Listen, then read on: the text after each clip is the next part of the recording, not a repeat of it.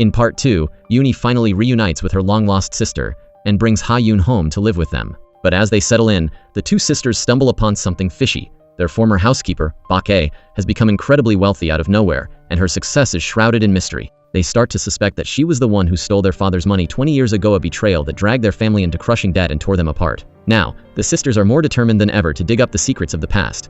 The very next day, they go back to double-check the list of people reported drowned. A million questions are spinning in their heads, but every answer they get only leads to more suspicion. When confronted, BOK-A acts completely flustered. She claims the only reason she tried to stop them from meeting the witness was to avoid misunderstandings like this. When the sisters corner her with questions she can't dodge, she simply plays the memory card, claiming it's been so long that she's forgotten everything. Eun-hee and her sister know for a fact that BOK-A is lying through her teeth, but they also realize she'll never admit the truth, so they decide to leave. As soon as they walk out the door, BOK-A shows her true colors. She has the absolute nerve to play the victim, grumbling, "This is why you should never take in other people's kids. They're all ungrateful and repay kindness with ultimate betrayal." She acts like she's the one who suffered. Her daughter, Mi-suk, actually takes her mother's side, while Suk-jin stays quiet, looking deep in thought. BOK-A lets out a sigh, realizing she can't easily handle Eun-hee anymore. But she comforts herself with one thought. It's been over 20 years. Even if they find out the truth, the statute of limitations has already run out, so she thinks she's legally untouchable. Back in his room, Suk-jin starts connecting the dots. He recalls Eun-hee's questions, and remembers exactly what his mother said on the day Eun-hee's father went missing. He's now certain his mother is hiding a dark secret. Meanwhile, Gun-woo tells his father the whole messy history between Eun-hee and BOK-A. It's a tragic twist. Eun-hee always viewed BOK-A as her savior, only to find out she was actually her worst enemy. Gun-woo's father agrees to help the sisters and tells his son to go back to that bank director. He's convinced the director and BOK-A had some shady deals, and they might be able to offer him a better deal to finally make him talk. As for Suk-jin, he's already guessed his mother did something terrible. To try and protect her, he visits her restaurant and starts digging, asking the staff how many buildings his mother owns and where they're located. Later that afternoon, BOK-A finds Suk-jin at the restaurant. He tells her straight up, "From now on, don't meet the sisters alone. We'll face them together." For a moment, BOK-A feels relieved to have a son she can lean on, but a flicker of doubt crosses her mind. Does Suk-jin already know the truth? However, she has a more urgent problem to deal with. She checks some photos sent by her henchmen and suddenly spots a man who looks exactly like Eun-hee's father. She's so terrified she practically jumps out of her skin. She immediately calls to find out which nursing home that photo was taken in. Once she gets the address, she doesn't waste a second and rushes straight there.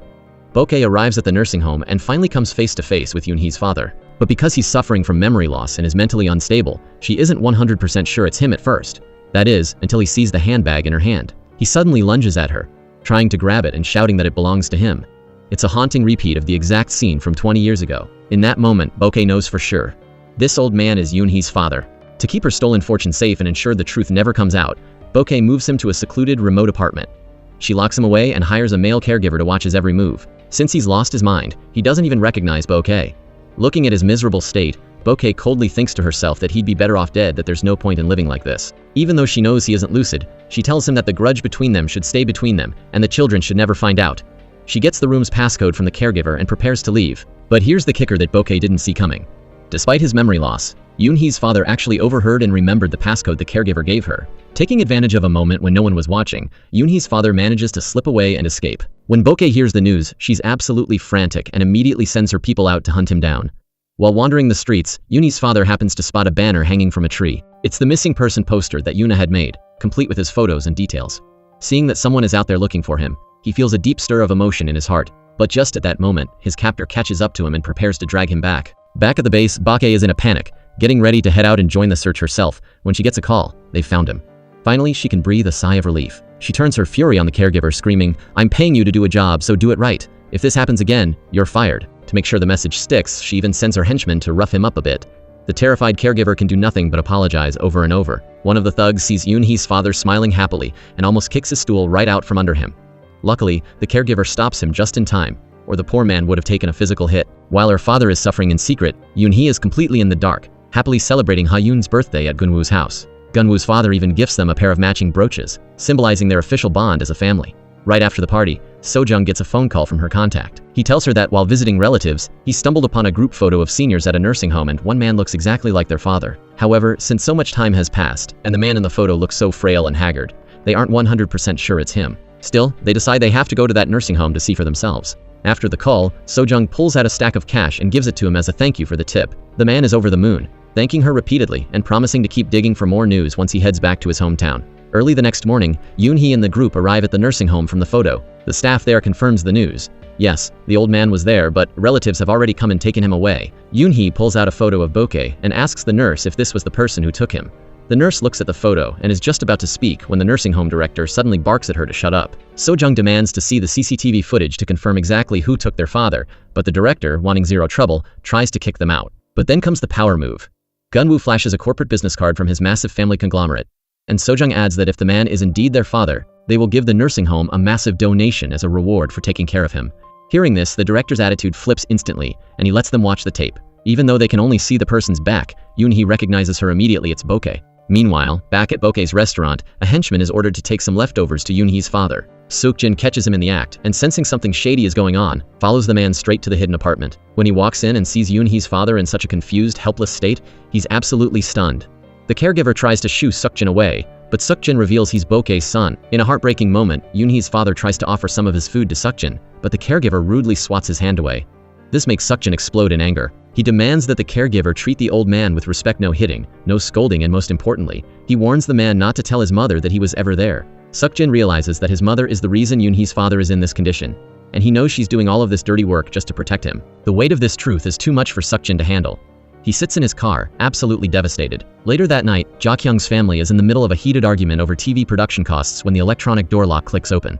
It's Seok-jin. He's completely drunk and drags Ja-kyung straight into the bedroom. He pours his heart out, telling her he truly loves her and wants nothing more than for their family of 3 to live together, but now, they have no choice but to break up. He tells her that his mother has done terrible things for his sake, and because he's terrified of Ja-kyung being dragged into the mess, he has decided to return to his mother's side and end things with Ja-kyung for good. He tells her he hopes she lives a good life. As he leaves, Seok-jin gives a final warning to Ja-kyung's mother to stop dragging her around, and asks her brother to take good care of her. Watching Seok-jin in such a mess, a wave of unease washes over Ja-kyung.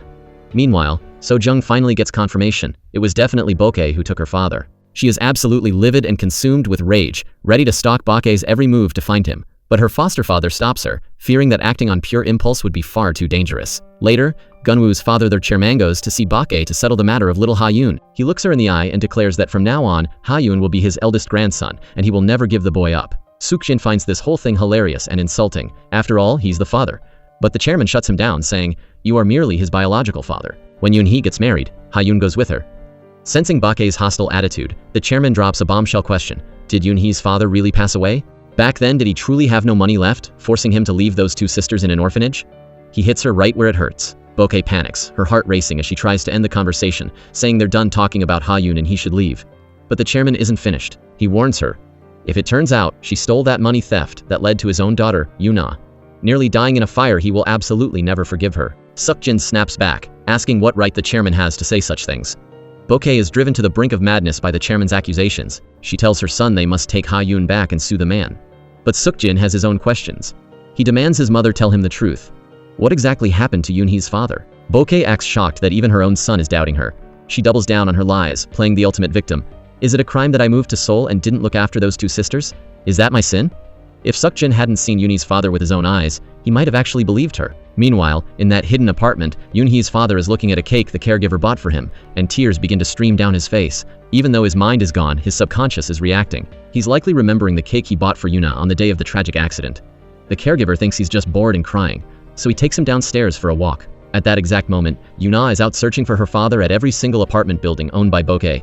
In a heartbreaking twist of fate, her father walks right past her. They are inches apart, but she doesn't recognize him in his frail state. Just like that, they miss each other. Every day, BOK-A checks in with the caregiver, terrified that the old man might wake up and remember everything. Just as she's about to leave one day, Eun-hee's father suddenly calls out to her. He speaks as if his memory has fully returned, and BOK-A is paralyzed with fear. In a moment of pure, satisfying justice, he starts to choke her, but then, BOK-A jolts awake. It was all a nightmare. She stumbles to the living room to grab some water, trying to calm her racing heart. She is haunted by the fear that if he remembers her stealing his fortune, it's game over. She decides she has to handle him before that happens. The next morning, consumed by paranoia, BOK-A rushes to the apartment and violently shakes Eun-hee's father, trying to provoke a reaction to see if he's faking his condition. The caregiver has to literally pull her off him because she's so agitated. Once she cools down, she orders the caregiver to watch him like a hawk. She suspects the old man has recovered his memory and is just playing dumb to trick them. At the same time, Gun-woo is working in the shadows.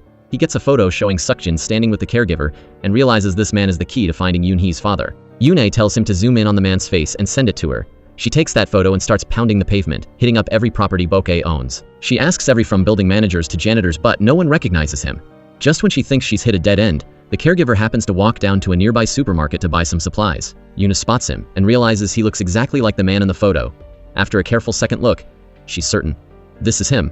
She quietly shadows the caregiver back to the apartment. The second he turns the key and opens the door, Eun-a lunges forward like an arrow, shoves him aside, and storms inside. Eun-a storms into the apartment and finally sees her father, sitting there with a vacant, dazed look on his face.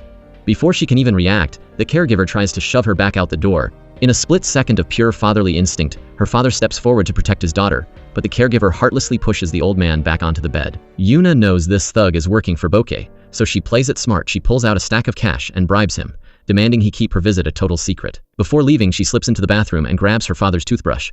She needs it for a DNA test to prove once and for all that this man is her father. Eun-a heads home and tells her foster father and brother about the DNA mission, but she begs them to keep it a secret from her sister Eun-hee. She wants it to be a massive, joyous surprise. Her foster father is supportive but terrified for her safety, warning her never to do something so dangerous alone again.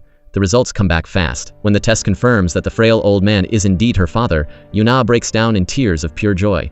She's finally found him. She immediately calls Eun-hee and tells her they need to meet after work because she has the surprise of a lifetime waiting for her. As soon as she hangs up, Eun-a heads back to BOK-AE'S hidden apartment to rescue her father. But here's the twist. BOK-A has already seen the CCTV footage of Eun-a's first visit. She rushes to the apartment and screams at the caregiver for not telling her someone had been there. The man can only bow his head in apology. When BOK-A finds out Eun-a took the toothbrush, she hits the panic button. She realizes the secret is out. She orders the caregiver to pack everything and get the old man out of there immediately. As BOK-A waits downstairs, she spots Eun-a across the street, excitedly calling her foster father to tell him the DNA results. Realizing the situation is spinning out of control, BOK-A calls the caregiver in a frenzy. The man is panicking too, and despite the chaos, he tries to get the father downstairs, but the old man refuses to budge. Looking at Eun-a, BOK-A makes a horrific, monstrous decision. She slams her foot on the gas and plows her car right into Eun-a. After the hit and run, BOK-A calls the caregiver and tells him to stay put, lock the doors, and don't open for anyone. Then, she speeds away like a coward. When the news reaches her foster family, they are devastated. The foster father cancels every meeting and mobilizes everyone to find her. Meanwhile, BOK-A is back home, trembling with so much anxiety that she can't stop drinking water. Her daughter Mi-suk thinks she's just sick, but then Suk-jin arrives and realizes something is seriously wrong. BOK-A kicks Mi-suk out of the room and confesses the unthinkable to Suk-jin. "I hit someone with my car." She begs him to take the car to a shop and destroy the dashcam footage. Suk-jin is horrified. He tells her she needs to turn herself in, but when he finds out the victim was Eun-a, he freezes. He goes to the parking lot and sees the literal blood on the car. He watches the dashcam footage and sees the crime with his own eyes. In a moment of dark loyalty, Suk-jin chooses to protect his mother and takes the camera. Luckily, a kind stranger finds Eun-a and calls an ambulance. Seeing the chaos from the window, the caregiver realizes the walls are closing and he packs his bags and abandons the father, fleeing the scene. When the foster father and Gun-woo get to the hospital, they find the blood-stained DNA results. It's the final proof. The foster father tells Gun-woo to call the police immediately and go rescue Eun-hee's father from that apartment. Eun-hee rushes to the hospital, only to be told her sister has lost a massive amount of blood and needs emergency surgery. That's when the chairman breaks the news. Gun-woo is on his way to bring her father home. He hands her the DNA results, and she realizes her father is alive. Back at the apartment, BOK-A is losing her mind because she can't reach the caregiver. She doesn't know that he's gone and has locked her father in the bathroom. She's about to go check on him herself, but Suk-jin blocks her path. He looks his mother in the eye and demands the absolute truth about what happened 20 years ago, because he's already seen Eun-hee's father, and he knows the nightmare is just beginning. Suk-jin is now demanding the truth. Why did Eun-hee's father end up in such a state? Did Eun-a get hit because she found out the secret? BOK-A is terrified that Suk-jin will be dragged down with her, potentially destroying his bright future. She refuses to tell him the details, insisting he stay out of it and letting her handle the mess. But Suk-jin has already pieced it all together and decides he's the one who has to carry this burden. He immediately plans to move Eun-hee's father to a new hiding spot, but he's a second too late. Just as he arrives at the apartment, Gun-woo is already there with the police, successfully rescuing the old man. Suk-jin watches from a distance as Gun-woo helps the father into a car, realizing the situation has slipped through his fingers. When he returns home, he confronts BOK-A with what he saw and demands the real story. But BOK-A is still spinning a web of lies. She claims that 20 years ago, Eun-hee's father was swept away by a storm into a river. She says she searched for him for years because they were friends, and only found him in a nursing home a month ago. She claims she was just waiting for his mind to clear before reuniting him with his daughters. Suk-jin doesn't believe a single word of it. He asks about the father's missing money, but knowing his mother will never admit to theft, he realizes he has no choice but to follow her lead to survive. Meanwhile, things are looking grim for Eun-a. Even after surgery, she remains unconscious in the ICU, and the doctors have no idea when or if she'll wake up. When the chairman hears the news, he nearly collapses. He vows to find whoever did this to Eun-a and promises that they will pay dearly. Sensing the walls closing in, Seok-jin urges his mother to turn herself in, warning her that it will only lead to a greater disaster. Finally, after 20 long years, Eun-hee is reunited with her father. She breaks down, sobbing as she pulls him into a tight embrace. Even in his confused state, the father reacts it's like he recognizes her. He starts to cry and calls out her name, Eun-hee. It's a beautiful moment, but it's bittersweet, because while she's found her father, her sister is fighting for her life in a hospital bed. Eun-hee desperately wants her father to tell her the truth about what that housekeeper did to him 20 years ago, but because of his memory loss, he can only weep. He can't give her the answers she needs yet. For now, Eun-hee's priority is getting him the medical help he deserves. At the same time, her foster father is aggressively investigating Eun-a's accident. After reviewing the CCTV footage, he's convinced BOK-A is the culprit, but there's a massive problem. They have no hard evidence. They can't even make a kidnapping charge stick because BOK-A has a perfect excuse, claims she was protecting him, and planned to reunite the family once he was healthy. Plus, there was no physical proof of abuse in the apartment. For now, BOK-A is legally untouchable on that front. Their only hope is to prove she was the one behind the wheel during the hit and run. BOK-A and Seok-jin meet with a lawyer to figure out their next move. The lawyer gives them a chilling warning. Since the accident happened on a sidewalk, it could be prosecuted as attempted murder. If she's caught, she's going away for a long time. BOK-A is now in a total state of panic. Seok-jin finally watches the dashcam footage from his mother's car and sees the horrific crime with his own eyes. To save her, he reaches out to her personal driver, Driver No. He offers the man a massive bribe to take the fall and go to prison in his mother's place. After thinking it over, the driver agrees, but he's no fool. He demands more than just cash. He wants an entire building. He knows how serious this is. Even with the best lawyers, he's looking at years behind bars, maybe even the rest of his life.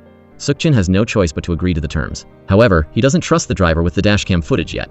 They strike a deal. The driver hides the SD card in a secret location known only to him. Only after his family confirms they've received the payment will he tell Seok-jin where to find it. But Seok-jin is also playing it. Smartha secretly records their entire conversation as insurance, so the driver can't blackmail them later. Back with Eun-hee, her father is slowly starting to talk more under her care.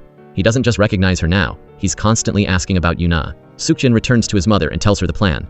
They have to sell one of their buildings immediately. They need the cash to pay off Driver No and keep him quiet, and then they'll slowly transfer the ownership of the building to him to avoid raising any red flags with the authorities. At this point, BOK-A is absolutely scared to death. Her only hope is that Driver No turns himself in immediately to take the heat off her. She's paralyzed by the fear that Eun-hee's father will regain his memory, and she even asks Seok-jin if there's any way to stop him from remembering. Seok-jin finds this incredibly suspicious. Why is his mother so terrified of the old man's recovery?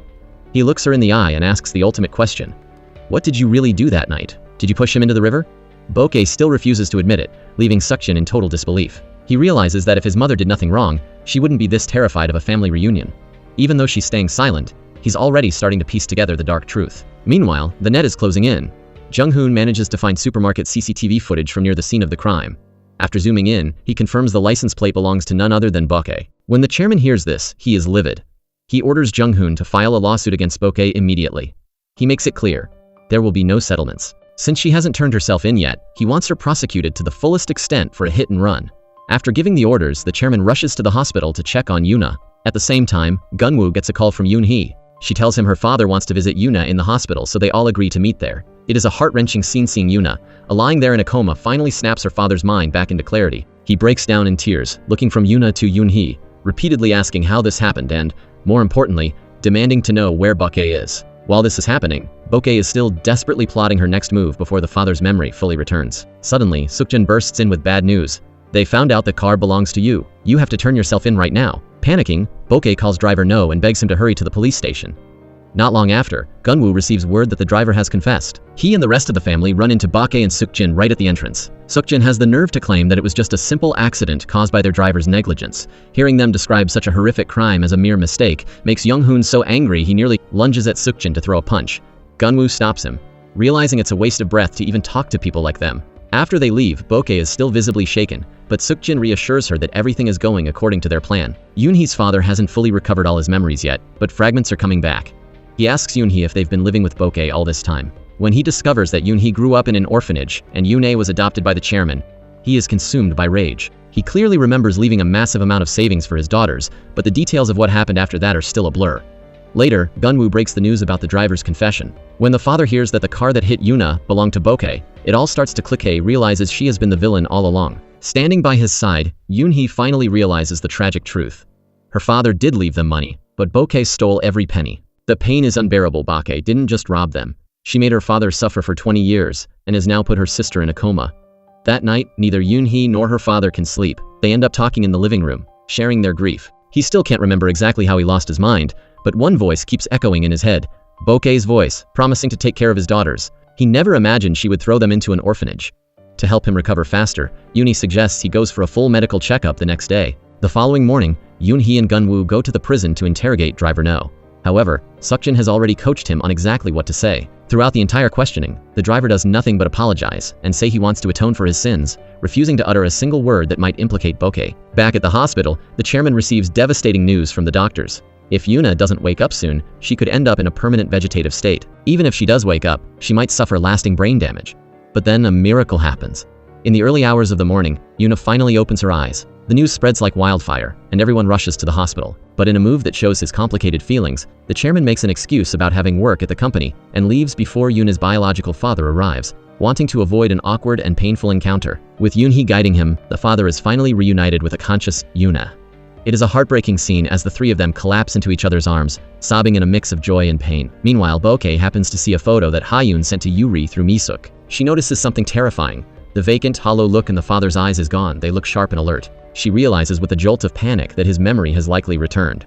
Distraught, BOK-A rushes to the company to find Suk-jin and tell him her fears. Suk-jin still can't wrap his head around why his mother is so petrified of the man regaining his memory. He tries to calm her down, pointing out that even if the old man remembers everything, there's nothing to fear because the statute of limitations has already expired. Hearing this, BOK-A finally manages to catch her breath and feel a sense of relief.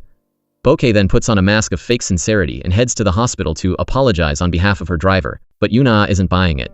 She vividly remembers seeing BOK-AE'S face inside the car that night and refuses to believe a driver was responsible. Jung-hoon, fearing BOK-A will only upset Eun-a further, forcibly kicks her out of the room. Eun-a is consumed by rage and a sense of injustice.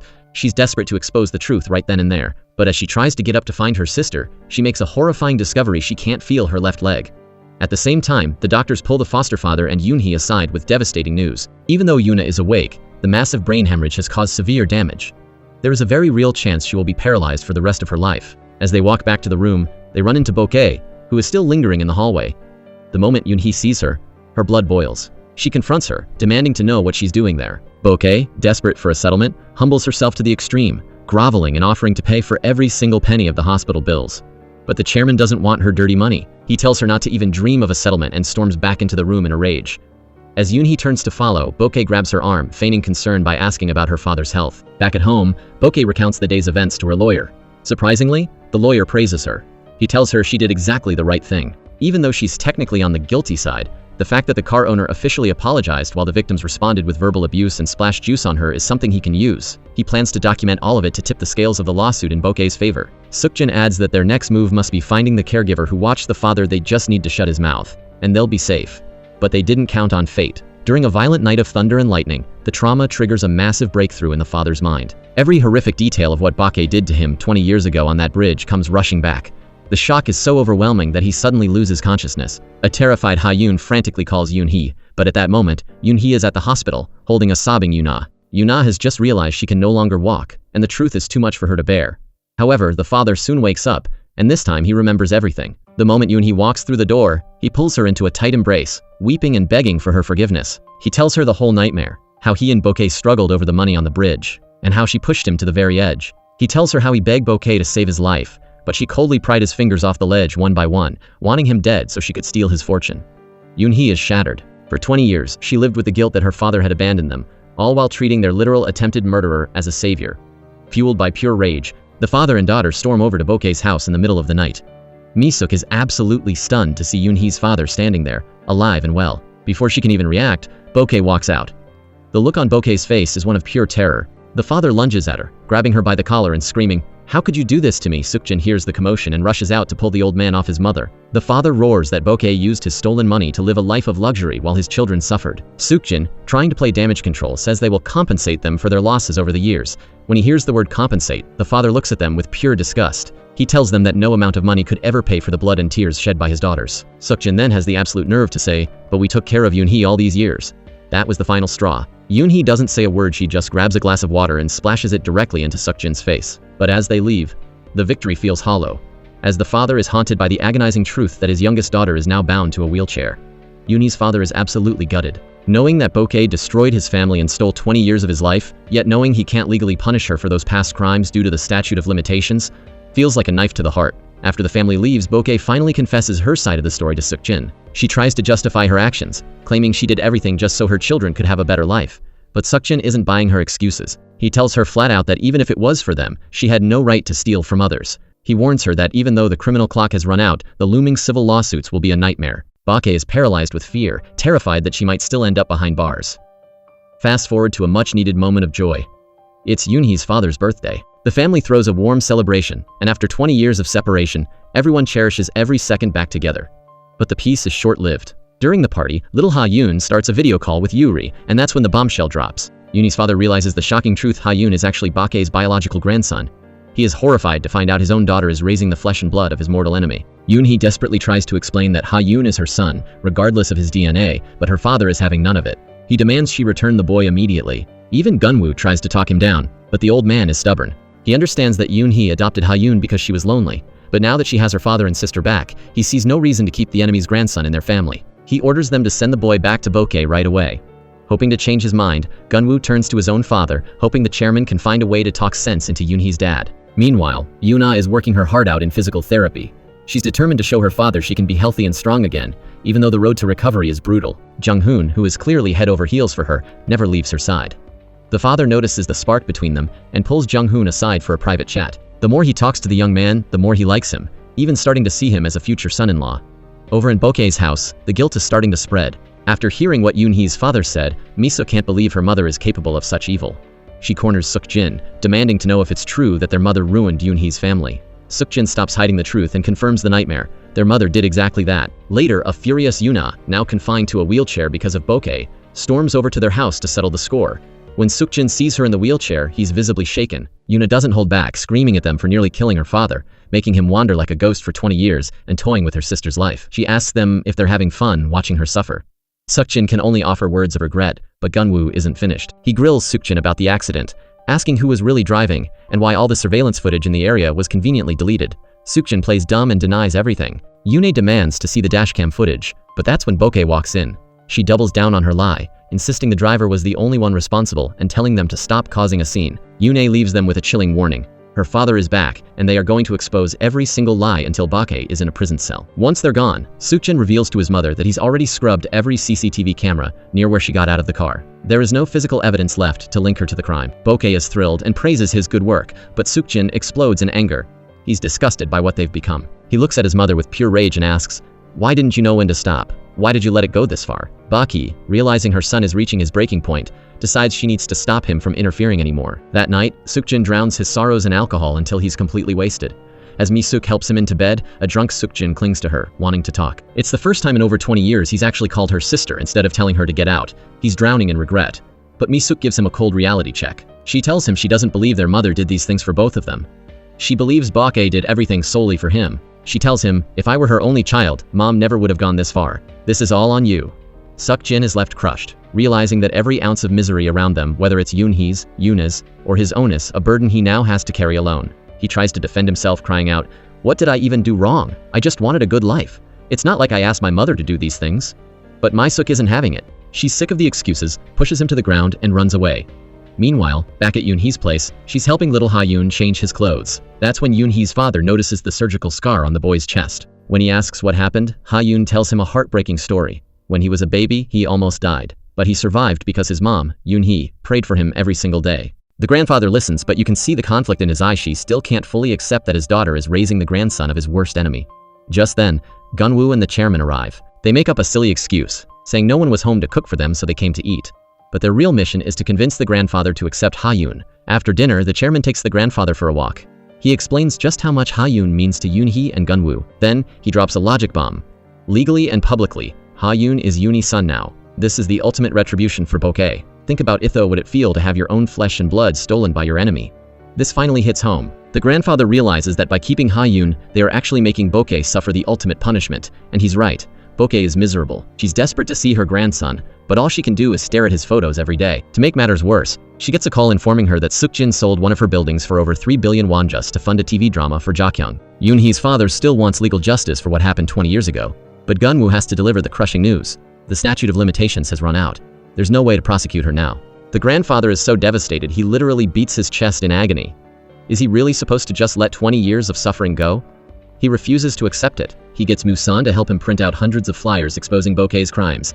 That night, he stands right in front of BOK-AE'S restaurant, handing out the flyers to everyone. Ja-kyung happens to be there and catches the entire confrontation on her phone. BOK-AE rushes out, panicking, and tries to grab his arm, begging him to leave. But in a poetic moment of karma, he yanks his hand away exactly the same way she did to him on the bridge 20 years ago. He screams out his grievances for the world to hear. Even if heaven punishes her, it won't be enough to quench his rage. BOK-AE has her security drag him away, but she is left standing there, frozen and shaken to her core. When she gets home, she has the audacity to ask Suk-jin to help her get revenge. But Suk-jin knows they are in the wrong. He tells his mother to just stay inside and stop making things worse. Then, Ja-kyung's mother shows up to rub salt in the wound. She mocks BOK-AE, saying, "I knew it. You kicked that man out just to hide the fact that you stole his fortune. You think putting your hair up in a fancy style changes the fact that you were born a beggar?" BOK-AE screams at her to get out, but Ja-kyung's mother isn't scared. She knows BOK-AE is headed for a downfall. She even sends the video of the protest to Eun-hee. Watching the video of her father's pain breaks Eun-hee's heart. She realizes that while the flyers might not change the law, it's the only way her father can release his pent-up resentment. She decides that starting tomorrow, she's going to stand right there next to him. But in the middle of the night, tragedy strikes. The grandfather starts coughing uncontrollably. He's coughing up blood. He realizes his time is running out.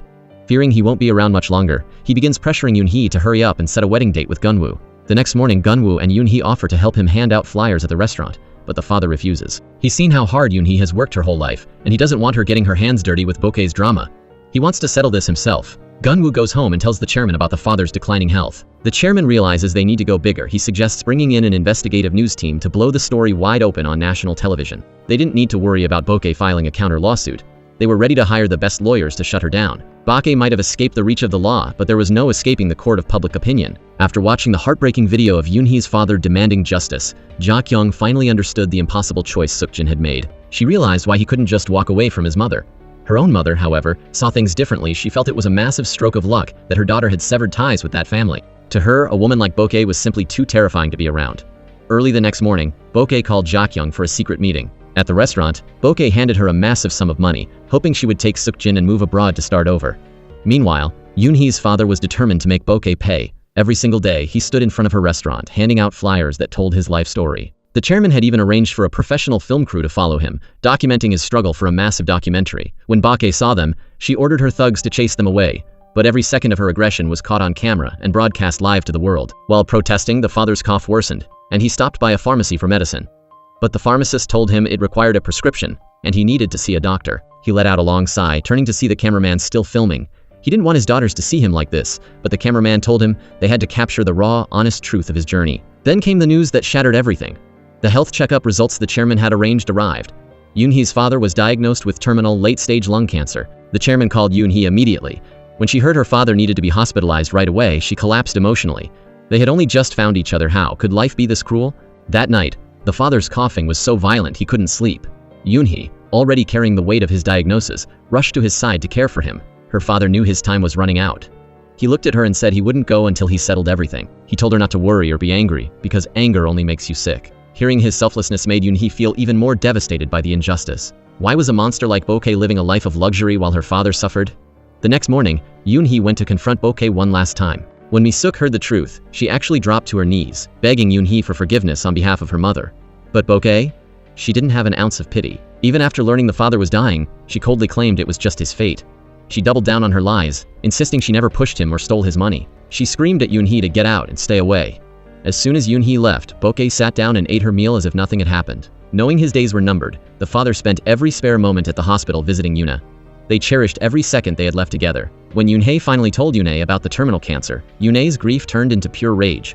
She wanted to rip BOK-AE to pieces. It was too much to bear. Her father had spent his life suffering in a nursing home, and just when he was finally free, he was hit with a death sentence. The chairman sat with the father and urged him to start treatment, but the father felt it was pointless since it was already the end. Just then, the chairman's alarm went off. It was time. The raw, unfiltered documentary about the father's life was officially airing on national television. They sat together to watch his story unfold before the eyes of the public. Somewhere else, Ja-kyung was also watching. The documentary moved her so deeply that she made a final decision. She went straight to BOK-AE'S restaurant and gave her an answer. She would accept the offer. She was ready to take Suk-jin and leave the country for good. Ja-kyung stands up immediately and tells him she's ready to leave the country with him. But Suk-jin shuts her down. Ja-kyung pleads with him, pointing out that his mother is even more manipulative than her own, and if he stays, he is guaranteed to end up in prison. She begs him to come with her and just stop caring about BOK-AE'S mess. But Suk-jin sees right through the plan. He realizes his mother is using Ja-kyung as a ticket for his escape. He confronts BOK-AE, asking, "Everything is about to fall apart, and now you're telling me not to care?" He demands to know how she plans to take responsibility for her actions. BOK-AE, however, refuses to feel guilty. She snaps back, "Who do you think I did all this for? If it wasn't for me, would you two have been able to live such a life of luxury?" Suk-jin knows deep down that she did it for him, and that's exactly why he's willing to go to jail. He sees it as paying the price for the years of comfort he enjoyed at the expense of others. He sternly warns his mother to stop calling Ja-kyung and telling her weird things. "How can you even show your face to her?" he asks. BOK-AE remains defiant. "Why shouldn't I?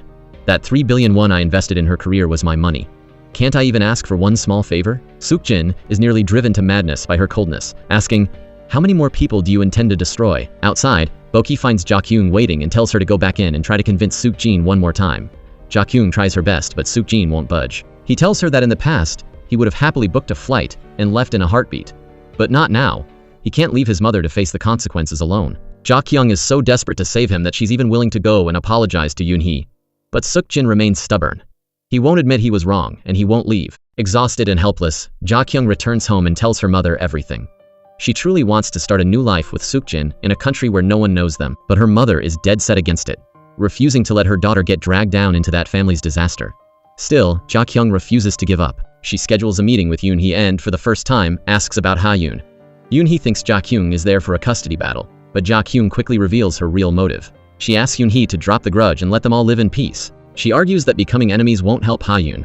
But there is no way Eun-hee can agree to that. She tells Ja-kyung that while she doesn't care if they leave the country, she will never let go of the fact that her father is dying of cancer and Eun-a has been paralyzed because of them. Later, Ja-kyung's mother confronts BOK-AE directly, telling her to stop using her daughter. "Things have already gone too far, and now you want to drag my daughter into the abyss with you?" Meanwhile, the chairman tells Gun-woo to speed up the wedding. He knows Eun-hee's father is living on borrowed time and is worried Eun-hee will delay her happiness for his sake. Because of this, the father agrees to undergo surgery, but only after the wedding is over. While eating with Eun-hee, the father suddenly remembers an old, tattered photo in his wallet. He tells her he wants to take a new picture just like it, but this time, he wants the chairman and everyone else to be in it.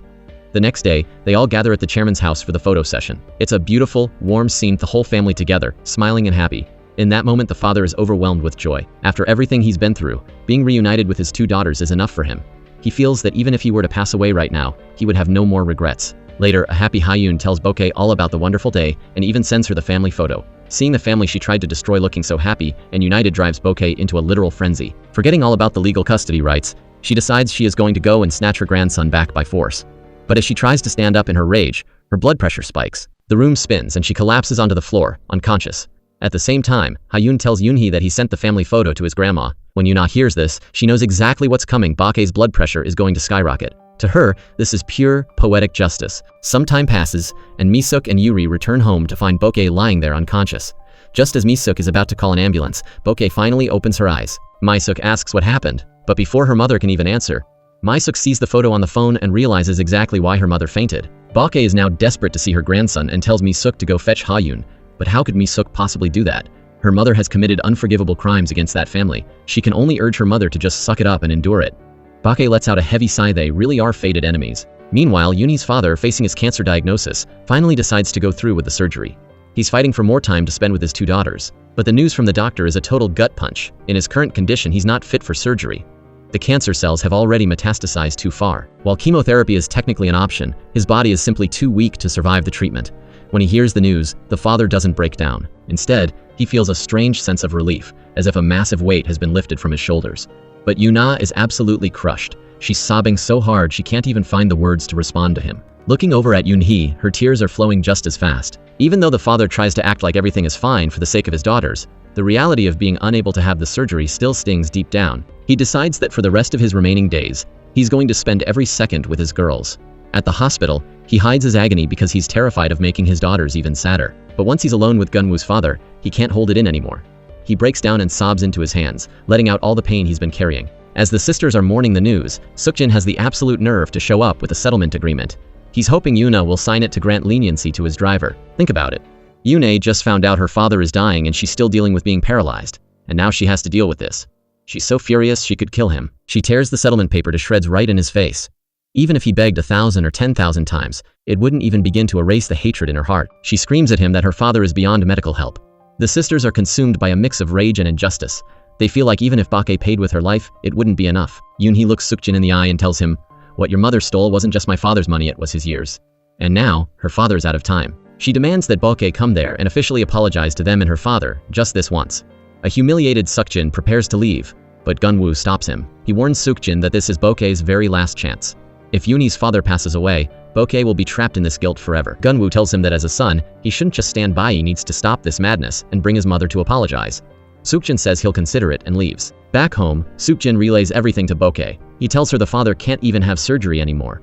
But instead of showing any remorse, BOK-A actually thinks it's a good thing. To her, it's just one less person around to give her trouble. Sukjin is disgusted. He asks her, "Have you never once thought about saying you're sorry?" Sukjin can't stand to be in the same room as his mother, so he heads to the TV station to find Jak-hyung. Once again, Jak-hyung begs him to know when to quit and stop doing his mother's dirty work. But Sukjin tells her he's sticking by BOK-A until the bitter end. Jak-hyung doesn't understand why, but Sukjin drops a chilling confession. He admits that he knew all along since the very beginning that BOK-A had stolen that money, but he was happy about it. That stolen money was the reason he could attend an elite school, which is exactly how he met Jak-hyung. He confesses that when his mother was looking for Eun-hee's father, he secretly prayed the man would never be found. Why? Because he was terrified that if he became poor, Jak-hyung would look down on him. He looks at her and says, "This wasn't just something my mother did, I'm an accomplice."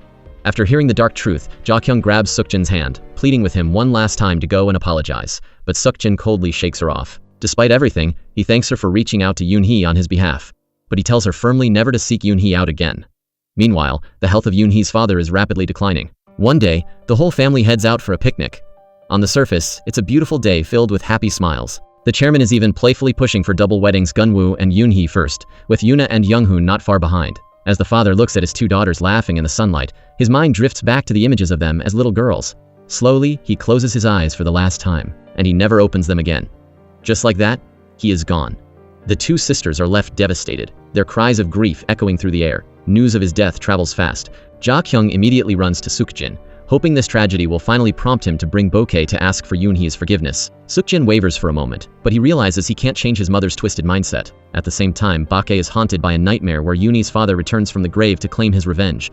She wakes up drenched in a cold sweat. When Mi-suk enters the room and breaks the news of the father's passing, she begs her mother to apologize. But BOK-A's reaction is chilling instead of remorse. She feels a massive sense of relief, as if a burden has been lifted. Sukjin sees his mother's cold attitude and realizes there is no future for this family. He secretly secures a small apartment for Mi-suk and Yuri, telling them to save themselves and find their own way. As for himself, he chooses to stay by his mother's side, determined to go down with her until the very end. Eun-hee, Eun-a, and Gun-woo say their final tearful goodbyes to their father. Once the funeral is over, Gun-woo returns to the office, where the young documentary filmmaker hands him a videotape. He explains that the father had left strict instructions to give this to the family only after he passed away. Gun-woo brings it home, and they all sit down to watch. It turns out, the father had been coughing up blood since his time in the nursing home. After his memory returned, he knew his time was short. In the video, he tells them that, even though he couldn't reunite with them sooner, seeing that both Eun-hee and Eun-a had found people who loved them made him truly happy. His final wish? He tells them not to waste their lives being angry at BOK-A. To him, she isn't worth their misery. He just wants them to live well. Watching this, not a single eye in the room as everyone is moved to tears by his final act of love.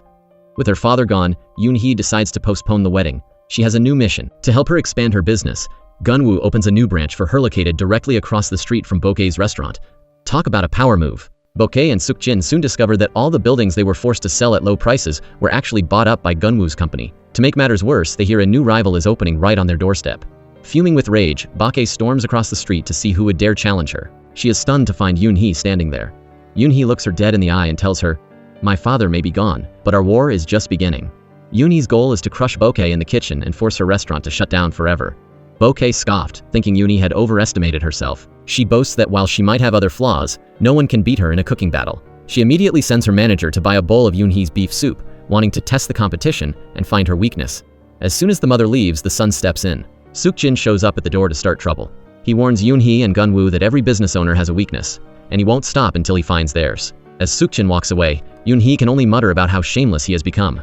Back at home, Gun-woo tells his father about the declaration of war. When the chairman hears that Sukjin thinks he can take them on, he nearly falls over laughing at the absurdity. Meanwhile, Eun-a is thrilled. She can't wait to watch her sister take BOK-A down once and for all. Now that Eun-a's legs have finally recovered, she is fully committed to helping her sister with marketing and strategy for the new restaurant. But the war between Eun-hee and BOK-A is just getting started. BOK-A immediately orders Seokjin to use all their dirty connections to make life a living hell for Eun-hee's business. She spent years bribing officials, and now she's calling in every favor. The very next morning, the health department shows up at Eun-hee's restaurant for a surprise inspection, bringing business to a grinding halt. Everyone knows exactly who pulled the strings. But Eun-a isn't just going to sit there, she's preparing a massive counterstrike. She decides to use little Ha-yoon as the face of the restaurant's new ad campaign. But she realizes that just having Ha-yoon isn't enough to make BOK-AE'S blood boil. So Eun-a takes a modeling contract and heads straight to find Mi-suk. Mi-suk is awkward and hesitant, but since Eun-a is her senior in the industry, she welcomes her in. Eun-a lays it all out. She wants Mi-suk's daughter, Yu-ri, to pose alongside Ha-yoon in the ads for Eun-hee's restaurant. Mi-suk is torn. She's terrified of her mother's reaction, but she also feels a deep need to help Eun-hee. Eun-a reassures her, saying, "Just do what you want to do. Ha-yoon is the main star anyway, so even if BOK-A finds out, she won't take it out on you." Just then, Yu-ri comes home and mentions she got a text from Ha-yoon asking her to join the photo shoot. Seeing how much her daughter wants to do it, Mi-suk finally agrees. The photo shoot is a huge success, and the campaign is launched everywhere. When BOK-A sees the flyers, she is absolutely livid.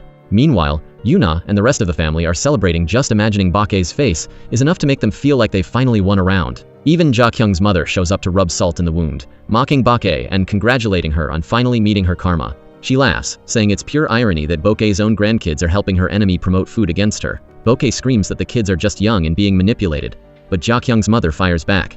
From Eun-hee's perspective, this punishment is still far too light for you. She leaves with one final savage jab.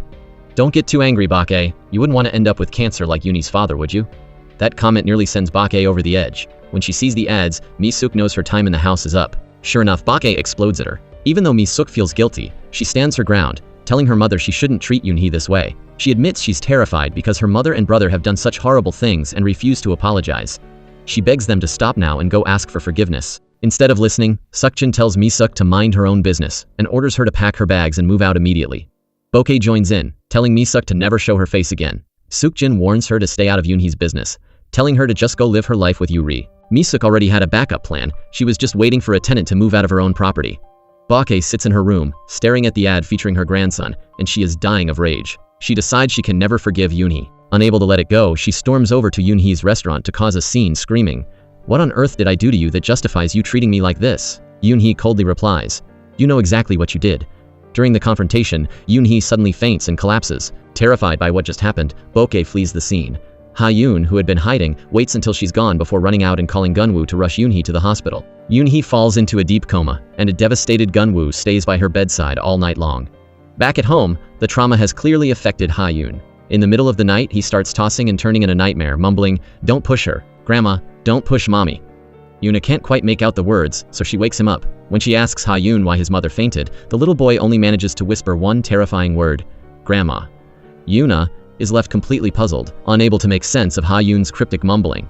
Early the next morning, Gun-woo's father arrives at the hospital to check on Eun-hee, asking his son, what on earth happened? Gun-woo is just as lost. He assumes Eun-hee was simply exhausted, which led to her collapsing into a coma. Because of this, the grand opening of Eun-hee's new restaurant has to be postponed indefinitely. The doctor's test results are vague. They can't find a specific cause, only suggesting that she might have hit her head during the fall, resulting in a mild concussion. Back at home, BOK-A is pacing like a caged animal. She's paralyzed with anxiety, terrified that something serious happened to Eun-hee. But she can't exactly go around asking people for updates without looking guilty. Desperate for info, she goes to the living room to find her granddaughter, Yu-ri. Even Yu-ri is starting to feel a sense of fear whenever she sees BOK-A lately. BOK-A pressures her to call Ha-yoon and find out what's going on at their house, but Ha-yoon doesn't pick up. BOK-A then turns her rage toward Mi-suk, blaming her for the whole mess. She claims that if Mi-suk hadn't let Yu-ri do that advertisement, she never would have been triggered enough to go confront Eun-hee, but Mi-suk sees right through her. She tells her mother that the ads aren't the real problem, it's BOK-A's obsession with Ha-yoon that is causing the spiral. She calls her mother out for her blatant favoritism, pointing out how differently she treats her two grandchildren. Unable to reach Ha-yoon, BOK-A's anxiety peaks. She rushes to the hospital herself to find the boy and, more importantly, to dig for info on Eun-hee's condition. But the moment Ha-yoon sees her, he is visibly terrified and dives behind Eun-a's back to hide. BOK-A is shocked, acting like she can't believe her own grandson would be afraid of her. Eun-a tells her flat out, "He doesn't like you, just leave." BOK-A scoffs, refusing to believe it. As BOK-A tries to get closer to the boy, Ha-yoon bursts into tears. Eun-a tells Ha-yoon to go find Gun-woo in Eun-hee's room, then turns to face BOK-A. When BOK-A sees Eun-a smirking at her, she tries to play the respect card, saying that when she was Eun-a's age, she was already the one raising her. BOK-A only ever sees things from her own perspective, painting herself as the hero, which only makes Eun-a angrier. She reminds BOK-A that while she might have helped raise them, she also murdered their father. BOK-A loses the argument and tries to shove Eun-a out of the way to leave, but Eun-a isn't having it. She uses her strength to push BOK-A right back, sending the older woman crashing to the floor. Eun-a walks away without a second look, leaving BOK-A speechless with rage. Fuming, BOK-A returns to her restaurant and immediately pulls one of her employees aside. She hands her a mysterious package and gives her a mission. Go to Eun-hee's restaurant and cause total chaos. The bribe? If the employee succeeds, BOK-A will give her an entire branch of the restaurant to manage. The employee is thrilled and promises BOK-A that she won't leave a single trace behind. Shortly after, the employee arrives at Eun-hee's place, pretending to be a regular customer. While the staff is distracted, she sneaks into the kitchen. When she's caught coming out, she lies and says she thought it was the bathroom before hurrying out the door. It doesn't take long for the sabotage to kick in. Suddenly, customers all over the restaurant start gagging. They complain that the beef soup has a bizarre, nauseating smell and a disgusting taste. With Eun-hee still in the hospital, the staff is in a total panic, unable to do anything but apologize profusely. Meanwhile, a persistent BOK-A heads back to the hospital to find Ha-yoon again. But once again, the boy hides behind Gun-woo the second he sees her. BOK-A assumes the family has been brainwashing the boy against her. She coaxes him, "Come here to Grandma." But then Gun-woo hears the words that make his blood run cold. Ha-yoon whispers, "Grandma pushed Mommy." Gun-woo is so furious he looks like he could kill her right then and there. He keeps his cool for the boy's sake and sends Ha-yoon out of the room, before cornering BOK-A. He demands to know exactly what she did to Eun-hee. BOK-A keeps lying, claiming she didn't push anyone and that Eun-hee just fainted on her own. Mi-suk Sr. rushes in to break up the fight. As BOK-A leaves, she hurls a vicious insult at Gun-woo, calling him a motherless brat. This is the final straw. Gun-woo is so enraged he nearly strikes her. Instead, he immediately calls Jung-hoon and tells him to file a lawsuit against BOK-A for intentional assault and battery. The news of the lawsuit spreads through the neighborhood like wildfire. BOK-A returns home, feeling miserable and cornered, complaining that Gun-woo and Eun-hee are making it impossible for her to live in peace. Mi-suk and Suk-jin have finally had enough. They corner BOK-A, demanding to know the truth. Why did you push Eun-hee? Even when faced with her own children, BOK-A refuses to admit it, sticking to her lies and flatly denying everything. But just as the words leave her mouth, the doorbell rings.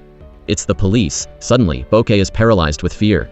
She scrambles into her room to hide, begging Suk-jin to tell the officers she's not home. But the police aren't easily fooled. They're looking for BOK-A, and they aren't leaving. Left with no choice, Suk-jin goes into her room, where he finds his mother trembling and clinging to him, still swearing she never pushed Eun-hee. Suk-jin tells her she has to go to the station and promises to stay by her side the entire time.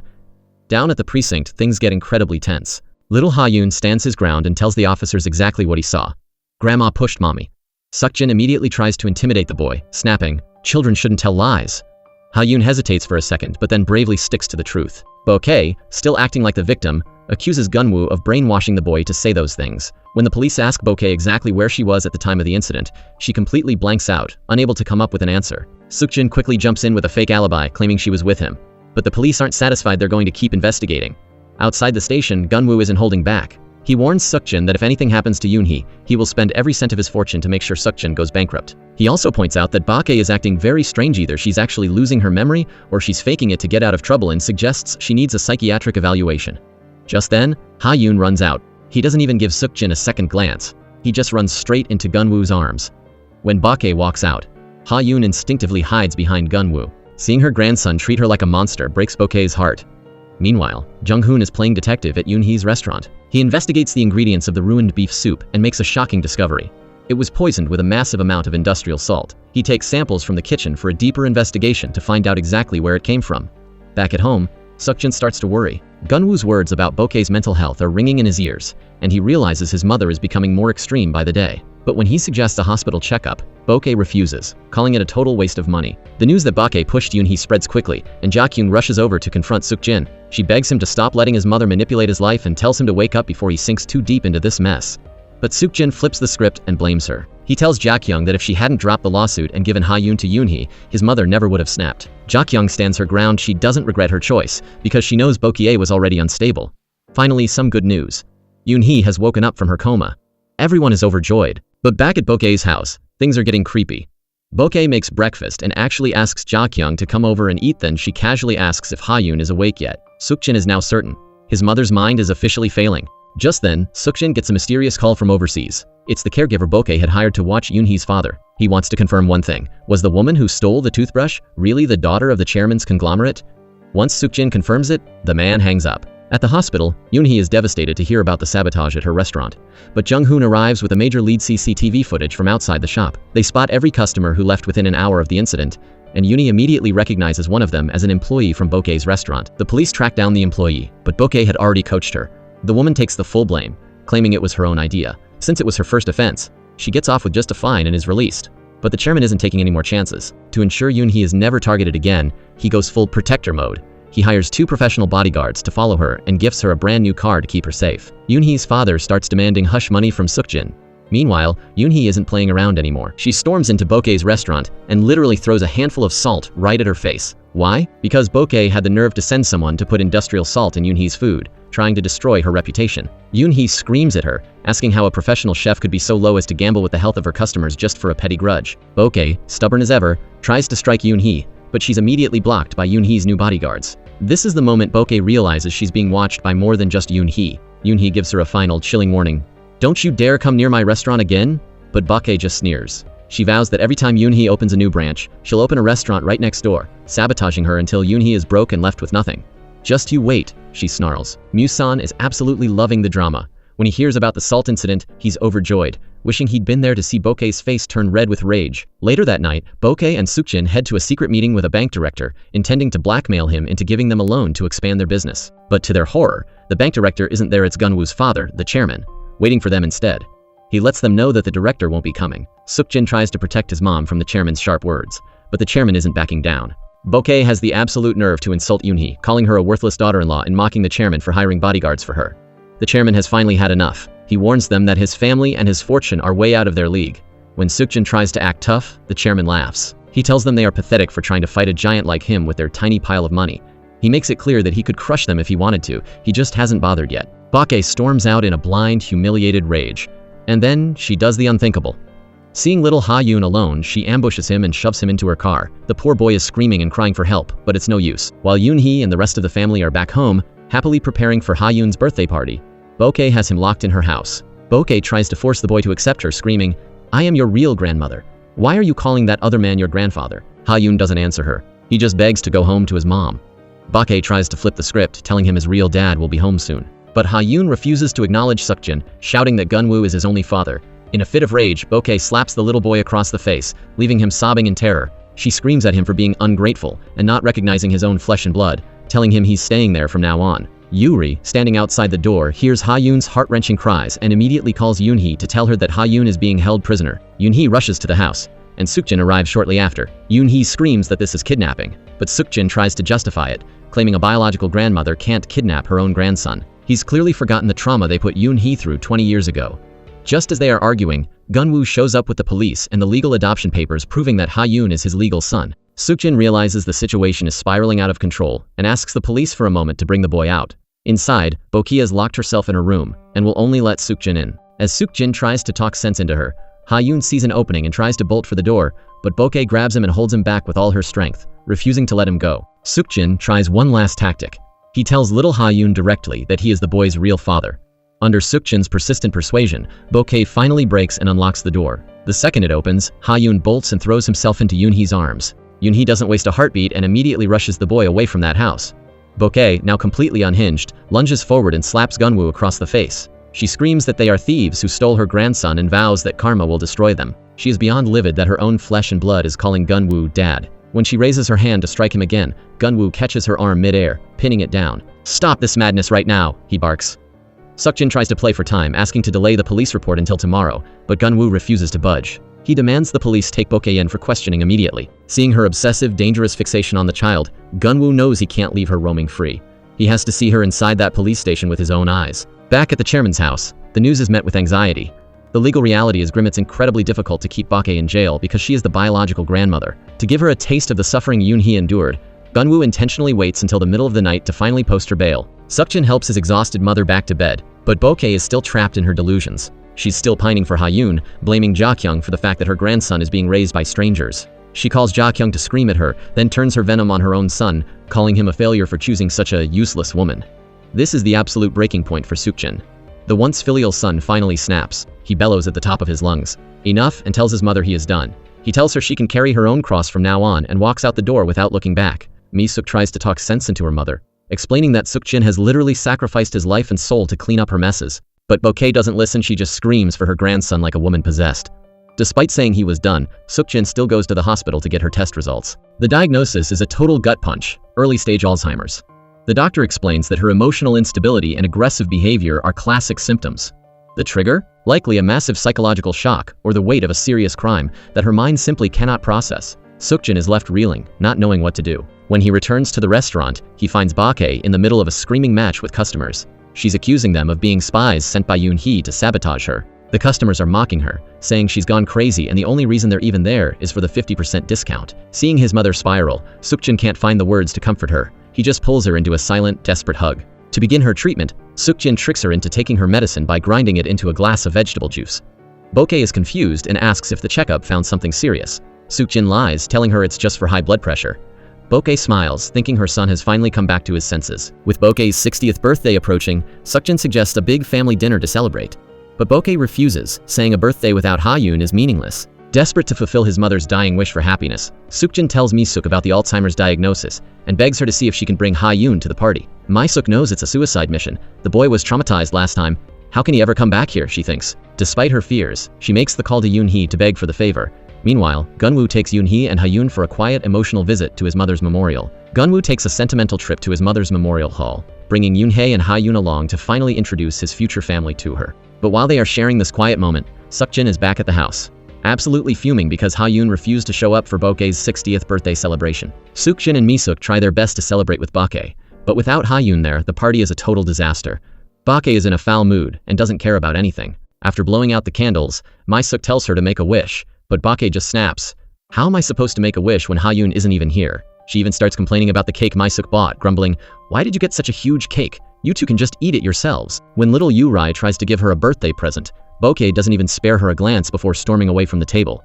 This is the breaking point for Mi-suk. She explodes in a fit of rage and tears, screaming that her mother has never truly seen her as a daughter, or recognized Yuri as a granddaughter. She's always been treated like she doesn't exist. Suk-jin tries to keep the peace, telling Mi-suk to have sympathy for their sick mother, and he offers a sincere apology to a heartbroken Yuri. Trying to cheer herself up, Yuri looks at the beautiful birthday cake and can't help but take a photo to send to Ha-yoon. BOK-A is sitting in the living room when she hears Yuri ask her mother, "Mom, does Ha-yoon have another grandma?"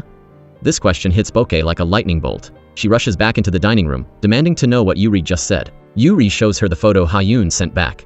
It's a picture of him at the memorial hall visiting Gun-woo's mother. BOK-A nearly collapses from pure blinding rage. Her own flesh and blood grandson skipped her birthday to go pay respects to a dead woman who isn't even related to him. Suk-jin, terrified she's going to have an episode, has to practically carry her back to her room. Back in the living room, Mi-suk starts scolding Yuri, but the little girl starts crying, saying she just wanted to make her grandma happy. She knew her grandma loved seeing photos of Ha-yoon, so she thought this would help. Realizing she unfairly blamed her daughter, Mi-suk pulls her into an embrace to comfort her. The next morning, the legal hammer drops. Suk-jin receives a formal notice from the court regarding Eun-hee's lawsuit over the industrial salt sabotage. The court rules against them, ordering BOK-A and Suk-jin to write a formal letter of apology and post it on their official website. BOK-A is cornered, she can't lie her way out of this one. But Suk-jin is in total denial. He refuses to sign the papers, using Ha-yoon's absence at the birthday party as an excuse to lash out. He tells Gun-woo that they are the ones who have done enough to atone, and from now on he won't feel guilty anymore. He vows to retaliate for every single thing Eun-hee and Gun-woo do from this point forward. Gun-woo is stunned. He realizes Suk-jin has become a mirror image of his mother committing crimes and then playing the victim. Suk-jin even has the nerve to say that once Ha-yoon grows up and realizes they kept him away from his grandma's birthday, the boy will hate them forever. Gun-woo refuses to engage in the argument over the boy. He simply gives Suk-jin an ultimatum. If you don't sign this apology, the employee who did the dirty work will be arrested and she will tell the police that BOK-A was the mastermind. Left with no choice, Suk-jin signs the papers in a silent, vengeful rage. That night, BOK-A's mind begins to fracture even further. She wanders to the front of her restaurant, and in her delirium, she sees a hallucination of Eun-hee's father standing there, handing out flyers.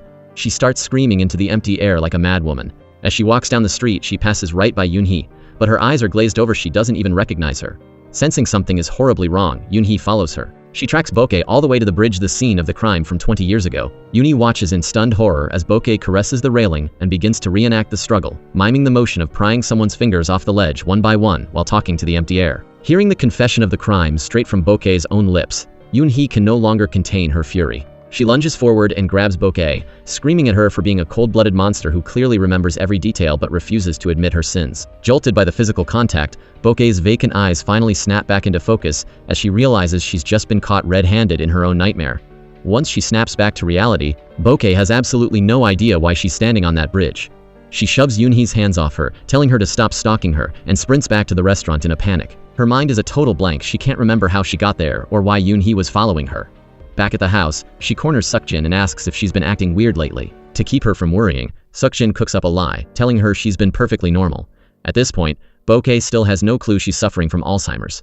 But the signs are everywhere. During service, she thinks the soup is completely bland, even though it's already loaded with salt. She barks at the chef to add more, but the chef pushes back, saying customers are already complaining it's too salty. BOK-A is baffled. Bland? How can anyone call this salty? A server tries it's practically undrinkable. BOK-A tastes it again, but to her, it still tastes like plain water. It's not just her taste buds, her memory is fracturing too. A regular loyal customer walks in and greets her warmly, saying that despite all the rumors, he still loves their food. BOK-A thanks him, and tells her staff to take him to room 2. The man is stunned he sat in room 3 for years. He even asks if room 3 is occupied. BOK-A quickly covers her mistake, but once he's out of sight, she has to ask her staff who that man was. The employees are shocked. Panicked, BOK-A retreats to her office, racking her brain, but the name just won't come. Terrified that her mind is failing, she rushes to the hospital for a checkup. When the results come in, the truth hits like a sledgehammer. It's Alzheimer's. She can't believe that at only 60 years old, her mind is already going. She sits in her room for hours, staring into space, unable to understand why this is happening to her. You just want to scream at the screen. You know exactly why. It's called karma. BOK-A starts weighing her options. She doesn't want to be a burden to Seokjin, yet she's still obsessed with the idea of seeing Ha-yoon grow up. Mi-seok walks in and interrupts her thoughts, but as usual, BOK-A only cares about her son and treats her daughter like an afterthought. When little Yuri comes in to say hi, Mi-seok quickly ushers her out, afraid her mother might snap at the girl. BOK-A tries to explain her confusion away, but then she coldly orders Mi-seok to go cook dinner because BOK-A has literally forgotten how to cook. She realizes she's becoming the very burden she feared. That night, when Seokjin returns, he thinks BOK-A is asleep. He holds her hand, whispering his fears about her worsening condition. He tells her not to feel guilty anymore, saying that losing Ha-yoon was punishment enough for their sins. But the kicker is, BOK-A isn't actually asleep. She hears every word. Not wanting Seokjin to be dragged down any further, she decides she's going to end it all to save him. The next morning, BOK-A seeks out Ha-yoon. The poor kid is still terrified of her. She tells him that after today, they won't be seeing each other again. Ha-yoon is confused and asks where she's going. Even in what she thinks are her final moments, she tries to poison the boy's mind, making him think Eun-hee wants her dead. She gives him one last hug and leaves. Ha-yoon goes home and tells Eun-hee everything, asking, "Mom, why do you want Grandma to die?" Eun-hee is instantly on high alert. Sensing something is wrong, she follows BOK-A. She tracks her to a busy crosswalk. Just as the light turns red, BOK-A steps right into the path of oncoming traffic. In a heart-pounding moment, Eun-hee lunges forward and pulls BOK-A to safety just in time. She screams at BOK-A, asking what on earth she's doing. BOK-A is furious, shouting at Eun-hee to get lost, and asking why she stopped her from dying. Eun-hee's response is chilling and legendary. She looks BOK-A in the eye and says, "You don't get to die without my permission. Never. I want you to live. I want you to live every single day in absolute misery, reflecting on every single good deed you've ever done." BOK-A isn't allowed to die until she faces every single ounce of punishment she deserves. After delivering that ultimatum, she orders her bodyguards to escort the trembling BOK-A home. Out of nowhere, Eun-a receives an international call. It's the former caregiver. He plays a recording for Harriet's BOK-A's voice right before the hit-and-run. He claims he has definitive proof that she was the one behind the wheel. Eun-a immediately demands a meeting and agrees to pay whatever it takes for that evidence, but the man hangs up before she can get more details. Armed with this new info, the team goes to see driver No. They tell him they have proof he wasn't the driver. You can see him starting to crack, but he's still too terrified to change his statement just yet. However, Eun-hee and the group can tell he's wavering. As the Alzheimer's takes hold, BOK-A starts slipping into the past more frequently. Seokjin is pushing the meds, but the disease is winning. Now, Seokjin is fighting fires on two fronts, the failing restaurant and a panicked driver No.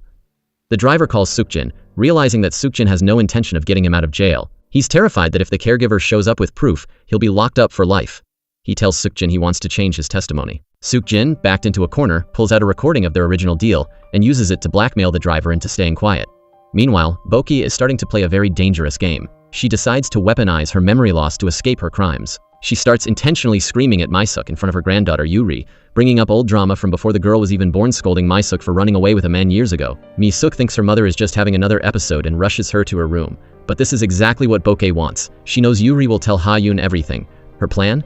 If everyone believes she's completely senile and lost her mind, she can use it as a legal shield for the hit and run. She's betting everything on a not guilty by reason of insanity defense. Just as BOK-A calculated, Ha-yoon receives a message from Yuri saying that grandma has fallen ill again. Curious and confused, Ha-yoon asks Eun-hee what Alzheimer's actually is. Eun-hee is stunned by the news, but Eun-a isn't buying it for a second. She's convinced BOK-A is just using the dementia card as a pathetic excuse to escape prison. Eun-hee, however, remembers BOK-A's bizarre behavior on the bridge and thinks there might be some truth to it. To find out for sure, the sisters head to BOK-A's restaurant to put her to the test. BOK-A, who was just perfectly normal a second ago giving orders to her staff, immediately switches into actress mode the moment she sees them. She starts babbling, asking Eun-hee why she cut her hair and scolding her, saying that since she's married, she should be at home taking care of Sukjin. Then she looks right at Eun-a and asks with a blank stare, "And who are you?" Eun-hee loses her temper and grabs BOK-A, demanding to know what kind of sick game she's playing. But BOK-A just brushes her off like a complete stranger, telling her she's busy and that Eun-hee should just finish eating with her friend and leave. Seeing this convincing performance, the sisters are lured into believing she really has lost her memory. The moment they walk out, BOK-A's mask falls, revealing her true, calculating face. She brags to Sukjin about her master plan. Literally every crime can now be blamed on her Alzheimer's. Even though the hit-and-run happened before her diagnosis, she plans to claim the disease started long ago and was only officially caught after the accident. She actually feels like God is on her side, helping her get away with it. But BOK-A is celebrating too soon. She has no idea that the caregiver she hired to guard Eun-hee's father has quietly slipped back into the country. Low on cash and looking for a payday, he decides to play both sides. He uses a burner phone to call both Sukjin and Eun-a, making it clear that he's selling his silence to the highest bidder. Later, the caregiver meets up with his girlfriend, who has been his eyes and ears this whole time. After following the sisters' story, she actually feels bad for them and tells her boyfriend he should do the right thing and help Eun-hee. She hands him the address to Eun-hee's beef soup restaurant. The caregiver decides to test the waters and heads to Eun-hee's shop first. While eating, he's struck by how incredibly kind Eun-hee is to her customers. He even overhears Moo-san and Eun-hee discussing BOK-A's Alzheimer's. Before he can finish his meal, he prepares to leave, but Eun-hee notices he has leftovers and kindly packs some free steamed dumplings for him to take home. The caregiver is genuinely touched by her warmth. As he goes to pay, he spots the old man he used to guard Eun-hee's father. Panicked, he keeps his head down and rushes out of the store. His next stop? BOK-A's restaurant. But he doesn't stay hidden for long. Sukjin recognizes him immediately and drags him into the office. Sukjin doesn't waste time and tells him he'll pay whatever it takes for that recording of his mother. He demands the man stay away from Eun-a. The caregiver, playing hard to get, says he hasn't decided on a price yet and plans to see what Eun-a offers first. A fuming Sukjin tells him to go ahead, but vows he will double whatever amount Eun-a comes up with. Then, the caregiver drops a bombshell. He mentions BOK-A's Alzheimer's and tells Sukjin that while the rest of the world might be fooled, he knows for a fact that BOK-A was perfectly sane when she ran over Eun-a. Enraged, Sukjin grabs him by the collar, screaming at him to shut up and hand over the tape. This violent reaction is the final straw for the caregiver. Comparing the kindness of Eun-hee to the aggression of Sukjin, he decides right then and there to side with Eun-a. Shortly after, Eun-a gets the call she's been waiting for. The caregiver sets up a meeting right at Eun-hee's restaurant. Eun-a and Gun-woo rush over, and that's when the caregiver spills the gut-wrenching truth. During the time their father was held prisoner by BOK-A, he was treated like an animal. He reveals that BOK-A routinely mistreated him, forcing the old man to eat nothing but the scraps and leftovers from her restaurant. Gun-woo gets straight to the point, asking the caregiver to hand over the recording and testify in court. Eun-a backs him up, promising the man full protection and warning him to cut all ties with Sukjin immediately. Right then, Jung-hoon rushes into the room with a formal agreement and a heavy envelope of cash. Because they were in a rush, it wasn't a massive setup, but for the caregiver, the amount inside is life-changing. He stares at the money, unable to believe it's all his. Meanwhile, back at BOK-A's house, the tension is boiling over. She discovers that Sukjin has sold even more of their properties, and she's convinced he's throwing the money at Jak-young again. She screams at him, "Was the $3 billion for her drama not enough? Why are you giving her even more?" Sukjin barely suppresses his rage. He explains that the money was actually for the caregiver's bribe band because the guy was playing both sides. They had to double their offer to stay in the game. Realizing it's her own mess that's draining their bank account, BOK-A finally shuts up. She's still living in a fantasy land though, insisting her restaurant will earn all the money back. Sukjin tells her to face reality and stop this obsessive war with Gun-woo, but she won't listen. She's already planning to open new branches right next to Eun-hee's shops. Exhausted, Sukjin just tells her to get some rest. The next day, the caregiver makes his final move. He hands the recording over to Eun-a. Then, he picks up a call from Sukjin just to tell him to never call again. He even returns the bribe money Sukjin had sent earlier. While Sukjin is reeling from this blow, Jak-young's mother shows up with more bad news. Jak-young is officially leaving, and she's hoping Sukjin will go and stop her. Sukjin remembers Jak-young's offer to run away together, but he knows he can't leave his mother behind. Then, the final nail in the coffin, his lawyer calls. Driver No has officially changed his testimony and fired the lawyer Sukjin hired for him. Even Jak-young's mother can see the walls closing in on Sukjin and doesn't know what to say. As she's leaving, she runs into BOK-A, who goes out of her way to provoke her. But BOK-A has a plan of her own. After hearing her son say he's willing to take the fall for her, she decides she can't let that happen. For the sake of Suk-jin's future, she decides to solve everything herself. She marches down to the police station to confess. But it's a total theatrical performance. She fakes a severe case of Alzheimer's, acting confused about whether it's day or night, leaving the officers completely baffled. Suk-jin plays along perfectly. She puts on an act of pure terror, claiming she saw the person in the road, but her brain simply wouldn't allow her to control the car or hit the brakes. Her goal is clear: convince everyone she was already sick long before the accident. Suk-jin then hands over the medical diagnosis as proof. Then, she turns on driver No with a vicious lie. She claims that after he found out she caused the accident, he blackmailed her, demanding a fortune to take the fall and go to jail for her. She manages to wash her hands of every single crime in one go. After the confession, she slips into the bathroom with Suk-jin and asks him how her performance was. She's convinced that if they believe she's senile and was unconscious during the hit and run, she'll get a light sentence. Suk-jin is terrified that they'll get caught, but BOK-A is confident. She tells him that if the police doubt her, she'll just stop taking her medication so her symptoms get worse. Who can punish a confused old woman with no memory? Eun-hee and the group receive a call from the station and rush over. They know she's faking it and confront her immediately. BOK-A doesn't miss a beat. She launches back into her act, pretending the clock has rolled back years. She treats Eun-hee like her daughter-in-law again, screaming at her for being with another man while she's married to Suk-jin. Suk-jin doubles down, telling them his mother's condition is getting worse by the hour, and tries to lead her away. But Gun-woo sees right through the theater. Even with Alzheimer's, he says, there's no way someone deteriorates this fast. BOK-A's response? She lunges at Gun-woo, accusing him of seducing Eun-hee, before faking a dizzy spell and staggering away like a frail victim. The chairman is absolutely livid, and wants to use every connection he has to make sure BOK-A is punished to the full extent of the law. But surprisingly, Eun-hee stops him. She believes that if BOK-A really has Alzheimer's, then that is her divine karma. But if she's faking it, Eun-hee promises to watch her like a hawk, knowing that sooner or later, a faker will always slip up. She doesn't want the chairman to owe anyone favors just to settle her score. Meanwhile, back at the house, BOK-A is actually lamenting that she didn't have Ja Kyung's acting skills to make her performance more believable. Suk-jin, however, praises her, saying she did a great job. BOK-A's main goal now is to close this chapter quickly. She tells Suk-jin to stop giving money to driver No-she, thinks he's served his purpose and is now useless. But Suk-jin is more cautious. He knows the former caregiver has sided with Eun-hee. If that man testifies in court, they are completely finished. Even though Suk-jin is trying to save his mother, even he is stunned by just how cold and calculating she has become. When Mi-suk returns home, BOK-A immediately shifts back into character, pretending to be confused while talking to her. The performance is so convincing that even Suk-jin is slightly taken aback. Mi-suk is genuinely heartbroken and worried for her mother. Suk-jin plays along, claiming the disease is getting worse, and leads BOK-A to her room. Once they are behind closed doors, BOK-A's mask falls instantly. She warns Suk-jin not to trust Mi-suk with the truth, fearing her sister's loose lips will ruin everything. She tells him they have to trick Mi-suk too, just to be safe. Over at the other house, Moo-san hears the news from Eun-hee and is both shocked and disgusted. The shouting wakes up Ja Kyung's mother, who overhears the conversation. When she finds out BOK-A supposedly has Alzheimer's, her first instinct is total disbelief. She immediately thinks of a way to expose the lie. They need to see if BOK-A still recognizes Ha-yoon. To BOK-A, Ha-yoon is the one thing she loves more than anything. If she doesn't recognize him, she might actually be sick. If she does, the act is over. The very next morning, Moo-san takes Ha-yoon for a walk near BOK-A's house. They run into BOK-A on a street corner, and she stops to talk to them. But the performance continues. She acts as if she has absolutely no idea who Moo-san or Ha-yoon are. When Moo-san reports this back to Eun-hee, even Eun-hee starts to believe that the disease must be real if BOK-A can't even recognize her favorite grandson. But back at home, a private BOK-A is crying to herself. She's mourning the fact that she had to pretend not to know Ha-yoon. I miss him so much, yet I couldn't even give him a hug, she sighs, feeling the weight of her own lie. Meanwhile, Eun-hee and Gun-woo visit driver No in prison, informing him that the caregiver is going to testify. They demand he hand over the original dashcam footage. You can see the driver starting to waver.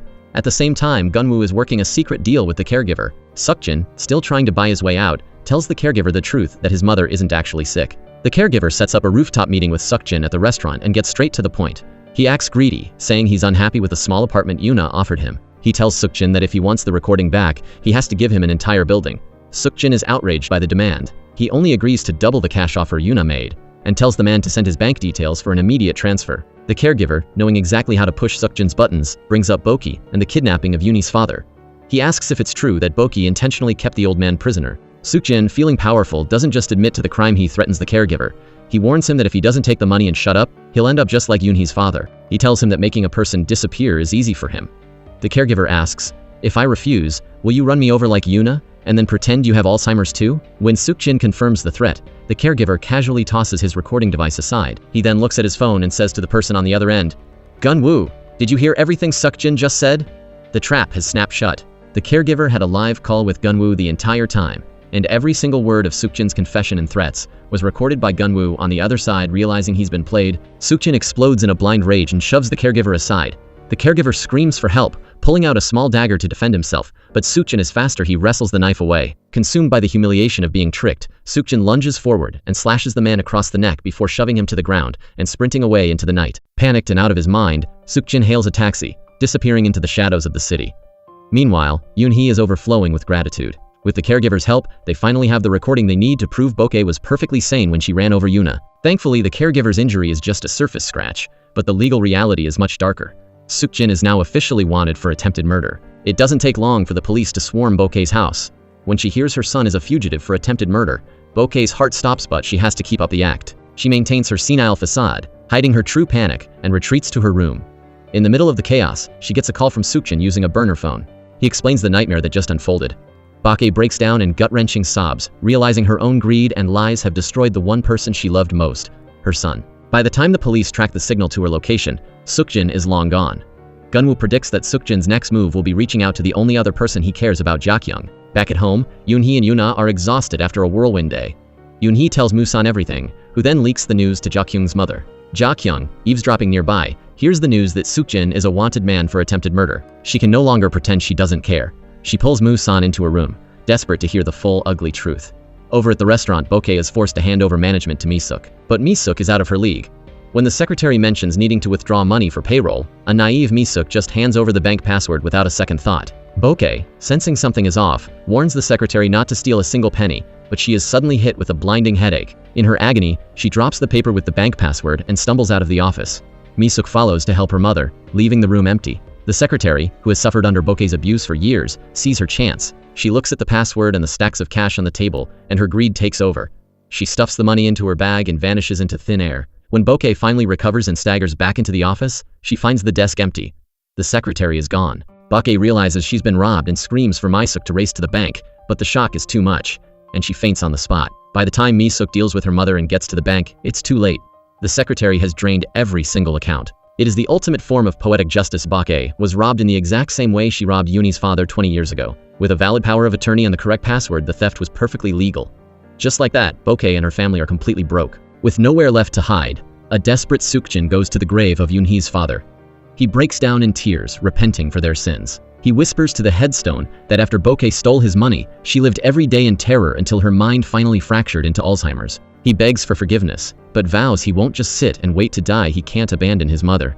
Right then, Eun-hee arrives with flowers to visit her father. She overhears Sukjin's confession and rushes toward him, begging him to turn himself in. But Sukjin hasn't changed. He shoves Eun-hee to the ground and flees into the darkness once again. With their fortune gone, BOK-A and Mi-suk have no choice but to put their famous restaurant up for sale just to survive. As soon as the for sale sign goes up, Gun-woo's father gets the news.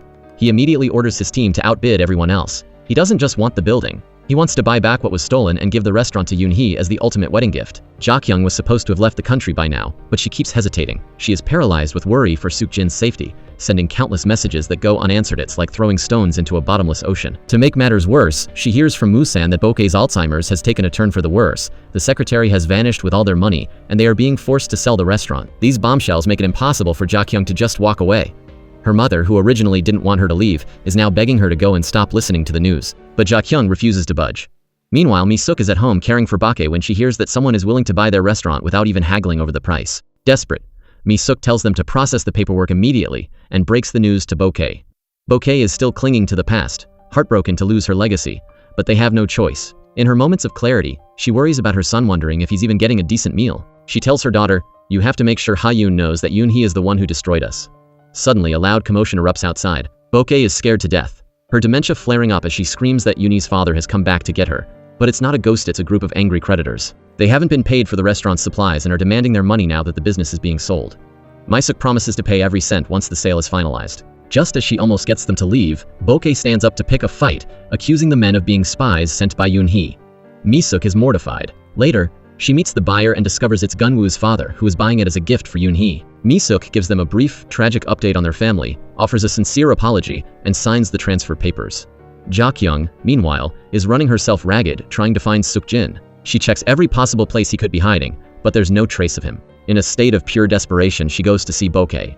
She snaps at the old woman. How can you even sit here and eat when Suk-jin is a fugitive because of you? How could you turn him into a man on the run?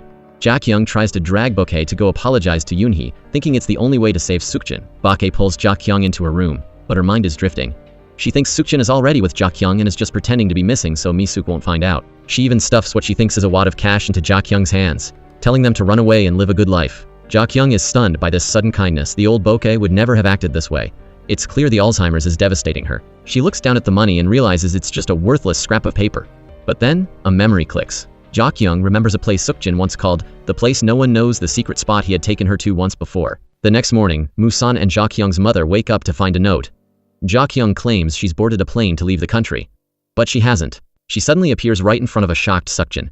She tells him to relax. She's turned off her phone and let her family believe she's gone abroad so no one could follow her. Suk-jin pulls her into a desperate, crushing embrace. In this dangerous moment, Jak-young finally pours her heart out to him. While they are together, Mi-suk is at the hospital learning the harsh reality of BOK-AE'S condition. The doctors tell her it's critical, and that the only option left is to put her in a nursing home for professional care. Back at the hideout, Jak-young is still trying to convince Suk-jin to turn himself in, but Suk-jin doesn't want to talk about the law. He just wants to stay in this bubble with her, like the old days. Jak-young notices his hand is injured and tenderly bandages it for him. Then, she delivers the final blow. She tells him that BOK-AE'S restaurant has been sold to their enemy Gun-woo, and that his mother's health is failing fast. The news hits Suk-jin like a bolt of lightning, shattering his world all over again. He can't understand why Eun-hee is being so cold to his mother, bitterly thinking to himself, even if my mother dies, it's not like Eun-hee's father is going to come back to life. Meanwhile, BOK-AE, whose mind is slipping further away every day, tries to cook a meal for her granddaughter, Yuri. The food is so terrible that Yuri almost gags after one bite. As soon as Mi-suk walks in, the poor girl says she can't eat another mouthful and bolts out of the room. Afterward, BOK-AE wanders into Suk-jin's room and starts cleaning, acting as if he's still there and nothing is wrong. Determined to save Suk-jin, Jak-young tries to use her love to change him. She starts doing things for him she's never done before, even tenderly shaving him. After she's done, she begs him one more time to turn himself in. Suk-jin finally wavers, but he has one condition. He needs to see his biological son, Ha-yoon, just one last time before he goes to prison. They stake out a spot and wait. When they see the little boy walking toward them, they quickly hide. But blood is thicker than water even though they're tucked away. Ha-yoon senses them and recognizes his father and Jak-young immediately. Suk-jin and Jak-young watch the boy skipping happily, his back to them, and for a moment they are frozen in thought. Suddenly, Ha-yoon turns back and looks right at them. He runs to his nanny and shouts, "I just saw Mommy Jak-young and Daddy Suk-jin." The nanny, knowing Suk-jin is a wanted fugitive, panics and calls the police. Jak-young was ready to walk with Suk-jin to the station. But the sudden wail of police sirens shatters the plan. Suk-jin is paralyzed by fear. He can't bring himself to surrender. He whispers an apology to Jak-young and takes off running, ignoring her desperate cries for him to stop. Jak-young watches as the police car pulls up to the nanny and Ha-yoon, and she realizes her mistake. If they hadn't come to see the boy, Suk-jin might have actually surrendered. Jak-young is consumed by guilt. She meets Eun-hee and explains that Suk-jin only came back to turn himself in. But Eun-hee and the family are terrified. They didn't know he was there for a peaceful visit. They're terrified he might have been trying to kidnap Ha-yoon again. As Jak-young prepares to leave, she sees Ha-yoon looking miserable. When their eyes meet, the boy looks toward Eun-hee and bursts into tears. He thinks he did something wrong by seeing Suk-jin. Eun-hee pulls him close, reassuring him, "It's not your fault, honey." It seems Ha-yoon understands way more than he lets on. Back at home, Jak-young's mother is sick with worry. She can't believe her daughter is still trying to help a man whose life is already over. But Jak-young is determined. She starts packing her bags to move into BOK-AE'S house. Her mother tries to physically block her, but Jak-young enlists Musan's help. Musan literally grabs and holds the mother back so Jak-young can make her escape. Jak-young's plan is extreme. She believes that if she publicly takes care of her mother-in-law, the news will reach Suk-jin and convince him to surrender to protect her. When Jak-young shows up at the house, Mi-suk is in total shock. She can't wrap her head around why Jak-young is doing this. Jak-young tells her that the news of her caring for BOK-AE will hit the headlines soon, and when Suk-jin sees it, he'll come back to turn himself in. She also reveals that Suk-jin actually tried to surrender today, but missed his chance because he's still so angry about falling into Gun-woo's trap. Hearing this, Mi-suk actually takes her brother's side, calling Gun-woo sinister for setting him up. In a bizarre twist, BOK-AE'S dementia makes her and Jak-young get along famously. BOK-AE treats Jak-young better than her own daughter, even hand-feeding her apples. They interact like a real mother and daughter, a scene so surreal that Mi-suk feels like she's dreaming. But back at Jak-young's real home, her mother is pacing like a caged animal, terrified that her daughter is being mistreated. She can't even eat the meal Musan cooked. She drops everything and rushes over to BOK-AE'S house. To her surprise, BOK-AE greets her with a warm, beaming smile. Seeing just how far BOK-AE'S mind has deteriorated, the mother realizes the situation. She makes a bold choice. "I'm staying here too." She tells BOK-AE that they'll live together, and warns her to tell her if she needs anything and to never, ever mistreat her daughter again. After Jak-young's mother finishes her rant, she looks at her daughter's face and snaps. "What happened to your face? You're an actress 7 when you're at home. You should at least put on some makeup. Hearing this, BOK-A actually steps up to defend Ja-kyung, telling the mother to stop scolding her daughter-in-law. Terrified her mother will say something even more offensive, Ja-kyung quickly ushers BOK-A back into the house. Her mother is left fuming, disgusted that the two of them are acting like they're actually blood-related. Mi-suk comes out to greet her, but Ja-kyung, seeing that her mother refuses to leave, suggests she sit down and play a game of cards with BOK-A, saying it's good for Alzheimer's patients. Her mother immediately pulls out her phone to show her the headlines. Rumors are already flying that Ja-kyung is harboring a fugitive, and she begs her daughter to go home. She even offers to stay and care for BOK-A herself so Ja-kyung can leave. Ja-kyung is deeply moved her mother is truly willing to do anything for her, but she refuses to go. Seeing her daughter's stubbornness, the mother decides she isn't leaving either, she's moving in too. She even suspects BOK-A might be faking the whole dementia thing just to manipulate Suk-jin into bringing Ja-kyung back. Meanwhile, Suk-jin is a hollow shell of a man, wandering the streets aimlessly as a fugitive. By a stroke of luck, he finds a phone that a couple accidentally left behind on a bench. The next morning, Ja-kyung is in the kitchen preparing seasoned bean sprouts. BOK-A walks in and starts helping her, handling the food with such precision and neatness that she doesn't look like a sick person at all. Ja-kyung praises her mother-in-law for being so sharp today. In a rare moment of lucidity, BOK-A actually thanks Ja-kyung's mother. But the mother isn't used to a kind BOK-A and quips, "I'd rather you just stay sick." This sends BOK-A off in a huff. After breakfast, Ja-kyung heads over to Eun-hee's restaurant to see Ha-yoon. She offers him a sincere, tearful apology and tells the boy to listen to Eun-hee and live a good life, promising that they will visit each other again. As for BOK-A, she wanders out of the house and stands dazed, staring at her old restaurant. She spots Gun-woo arriving and quickly hides behind a rock. When she overhears Gun-woo saying they are close to capturing her son, she grinds her teeth in a murderous rage. Back in the shadows, Suk-jin uses the phone he found to call Ja-kyung. He's finally reached his breaking point and tells her he's ready to turn himself in. Ja-kyung is overjoyed. They set a secret location to meet. BOK-A happens to see Ja-kyung leaving and instinctively knows she's going to meet Suk-jin. She tries to follow, but then she spots Gun-woo nearby. In her twisted mind, she's convinced Gun-woo is there to arrest her son. She jumps out of her car to block Gun-woo, screaming at him to stay away from Suk-jin. At that exact moment, a motorcycle comes speeding toward them. Gun-woo desperately tries to pull BOK-A out of the way to save her, but in her madness, she shoves him to the ground instead. Then, the unthinkable happens. Ja-kyung screams as she looks at the person lying on the ground at Suk-jin. Because of her Alzheimer's, BOK-A had confused her own son for Gun-woo. Gun-woo and Jung-hoon, who were passing by, rush to the scene. BOK-A is completely lost, muttering, "Wait, that's not Gun-woo? Why is Suk-jin here?" Then she spots Gun-woo standing there and screams at him with pure, murderous hatred. "Why are you here?" The look in her eyes is chilling. It's clear she wished with every fiber of her being that the man dying on the pavement was Gun-woo instead of her son. Back at home, Gun-woo is deeply shaken by BOK-A's venomous words. He's never been cursed like that before. She looked at him like he was a monster who should have died in Suk-jin's place. Jung-hoon tells Eun-hee what happened, and she rushes to Gun-woo's side to comfort him. Suk-jin is rushed to the ER in an ambulance. BOK-A is so terrified her legs give out. Mi-suk gets the call from Ja-kyung and hears the news. Ja-kyung tells her to keep a close eye on BOK-A and not let her leave the house. A disheveled BOK-A stumbles back home, ignoring Mi-suk's questions and walking straight to her room. Once inside, she breaks down into gut-wrenching sobs, beating her chest and wailing an apology to her son, begging God to save his life. The doctors manage to save Suk-jin from immediate death, but the head injury is severe. He's in a coma, and no one knows if or when he'll ever wake up. Back at the house, BOK-A cries until she has no strength left, eventually falling into a deep, exhausted sleep on the cold floor. When Ja-kyung's mother pushes open the door and sees BOK-A's state, even she feels a flicker of sympathy.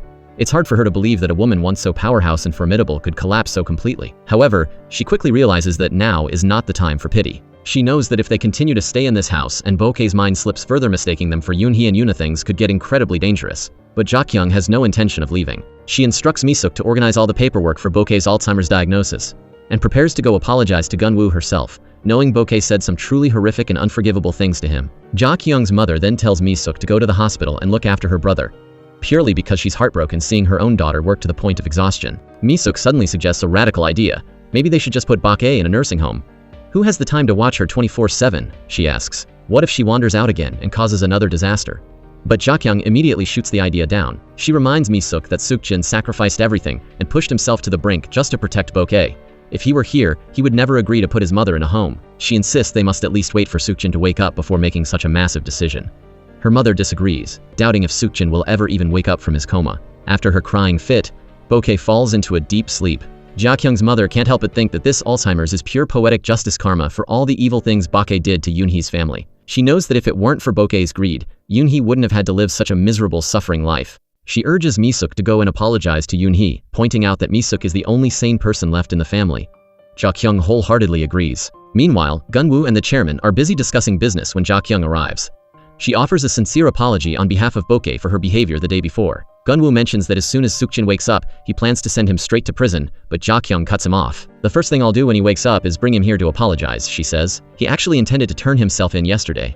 Ja-kyung pleads for everything to just end here, hoping to stop the cycle of revenge. The chairman doesn't push back, but he gently tells Ja-kyung that she shouldn't be the one burdened with saying these things. Ja-kyung adds that Mi-suk will also be coming to apologize to Eun-hee, and Gun-woo finally accepts her gesture. After leaving Gun-woo's office, Ja-kyung heads back to the hospital room to watch over Suk-jin. She whispers to his unconscious form, hoping he'll wake up so they can finally find a way to be happy together. BOK-A also comes to visit her son, but her mind is completely warped. She seems to have forgotten that she is the reason he's in that bed. Instead, she asks the unconscious Suk-jin if Eun-hee and Gun-woo were the ones who hurt him, snarling, "I will never forgive them." When Eun-hee hears that Ja-kyung came to apologize, she decides to visit Suk-jin's room. But fate intervenes, and Eun-hee and BOK-A run into each other at the hospital. The second BOK-A sees Eun-hee, she loses it. She grabs Eun-hee by the collar, screaming at the top of her lungs that she's going to kill her. Even with Suk-jin lying in a coma, the police aren't taking any chances. They have officers stationed outside his door 24/7 to make sure he doesn't disappear again. Ja-kyung stays devotedly by his side, caring for him every second, hoping he wakes up soon so he can serve his sentence and pay his debt to society. She believes that once he's out of prison, they can finally start over. Her mother pities her, unable to watch her daughter sink deeper into this mess, but no amount of persuasion works. Listening to her daughter, the mother returns to the house to care for the ailing BOK-A. But BOK-A is a nightmare to handle. She clings to her handbag like her life depends on it and won't let anyone touch it. Ja-kyung's mother is scared out of her wits and frustrated to no end. She can't scold BOK-A and she certainly can't hit a sick woman, so she's just trapped in a state of constant annoyance. BOK-A, still clutching her bag, runs into Suk-jin's room to hide. Ja-kyung's mother tries to calm her, saying, "Eun-hee's father is dead. You don't have to worry anymore." BOK-A turns and looks at her son's wedding photo, muttering, "My son is so handsome, isn't he?" When the mother asks who the person next to him in the photo is, the doorbell rings. BOK-A, thinking her son has finally come home, rushes to the door. But it's not Suk-jin. It's Mu-san, who was sent by Ja-kyung's mother to bring them some fried chicken. Mu-san drops the food and flees immediately. She truly cannot stand to be in that house for a single second longer. But then, back at the hospital, the moment everyone was waiting for finally happens. Under Ja-kyung's constant and devoted care, Suk-jin's eyes flutter open. He has finally woken up. Even after waking up, Suk-jin still isn't showing a shred of remorse. In fact, when he finds out that BOK-A cursed Gun-woo, he actually feels satisfied, but Ja-kyung isn't going to let him slide. She sits him down and gets real, telling him that every single disaster they are facing was caused by BOK-A. She begs him to look at the wreckage of their lives and ask himself how they ended up here. When she tells him that she went to apologize to Gun-woo and his family, Suk-jin is shocked and asks why she would ever do that. Ja-kyung looks him in the eye and says, "Because I am your wife." That one sentence finally cracks Suk-jin's icy heart. Ja-kyung tells him to focus on getting better so he can face his punishment, and they share a bittersweet promise. Once he finishes his time in prison, they will finally find a way to live a happy life together. Mi-suk hears the news that her brother is awake and prepares to bring BOK-A to the hospital. As always, BOK-A is clutching her handbag like a shield, refusing to let anyone touch it. When she enters Suk-jin's room, she immediately starts her toxic route in blaming Gun-woo and Eun-hee for everything, and promising Suk-jin she'll get revenge for him. But Suk-jin has finally seen the light. He looks at his mother and tells her the cold, hard truth. He didn't fall because of his enemies. He fell because of her. He tells her it was her hands that pushed him to the ground, the same hands that stole Eun-hee's father's money. "As your son, I've done enough," he says. "I've been punished enough." BOK-A leaves the hospital in a daze, repeating his words over and over, unable to process the fact that her own son has finally turned his back on her. The day finally comes for Suk-jin to be discharged, which means he's heading straight to a prison cell. Ja-kyung is heartbroken and tells him he can stay in the hospital a few more days if he isn't feeling well. But Suk-jin is done running. He's ready to face the music. BOK-A rushes to the scene, desperately grabbing his hand and begging him not to go. In a final devastating act of rejection, Suk-jin coldly shoves her hand away without a word. He hands his mother over to Mi-suk and walks away as BOK-A screams his name. The shock is so intense that BOK-A collapses and faints on the spot. Suk-jin doesn't look back as the handcuffs are locked around his wrists, leaving his mother behind to face his fate. Now, BOK-A's dementia has become so severe that she doesn't even recognize her own daughter. Mi-suk spends her days preparing healthy meals for a mother who doesn't know who she is. Ja-kyung visits from time to time, and every time she does, BOK-A drags her into her room, desperate for news about Suk-jin. He's the only person left in her fractured memory. Ja-kyung tells her that Suk-jin isn't ready for visitors yet, but promises that once he settles into prison life, she'll take BOK-A to see him. Hearing this, BOK-A reaches into her treasure chest, her handbag, pulls out a ring to give to Ja-kyung.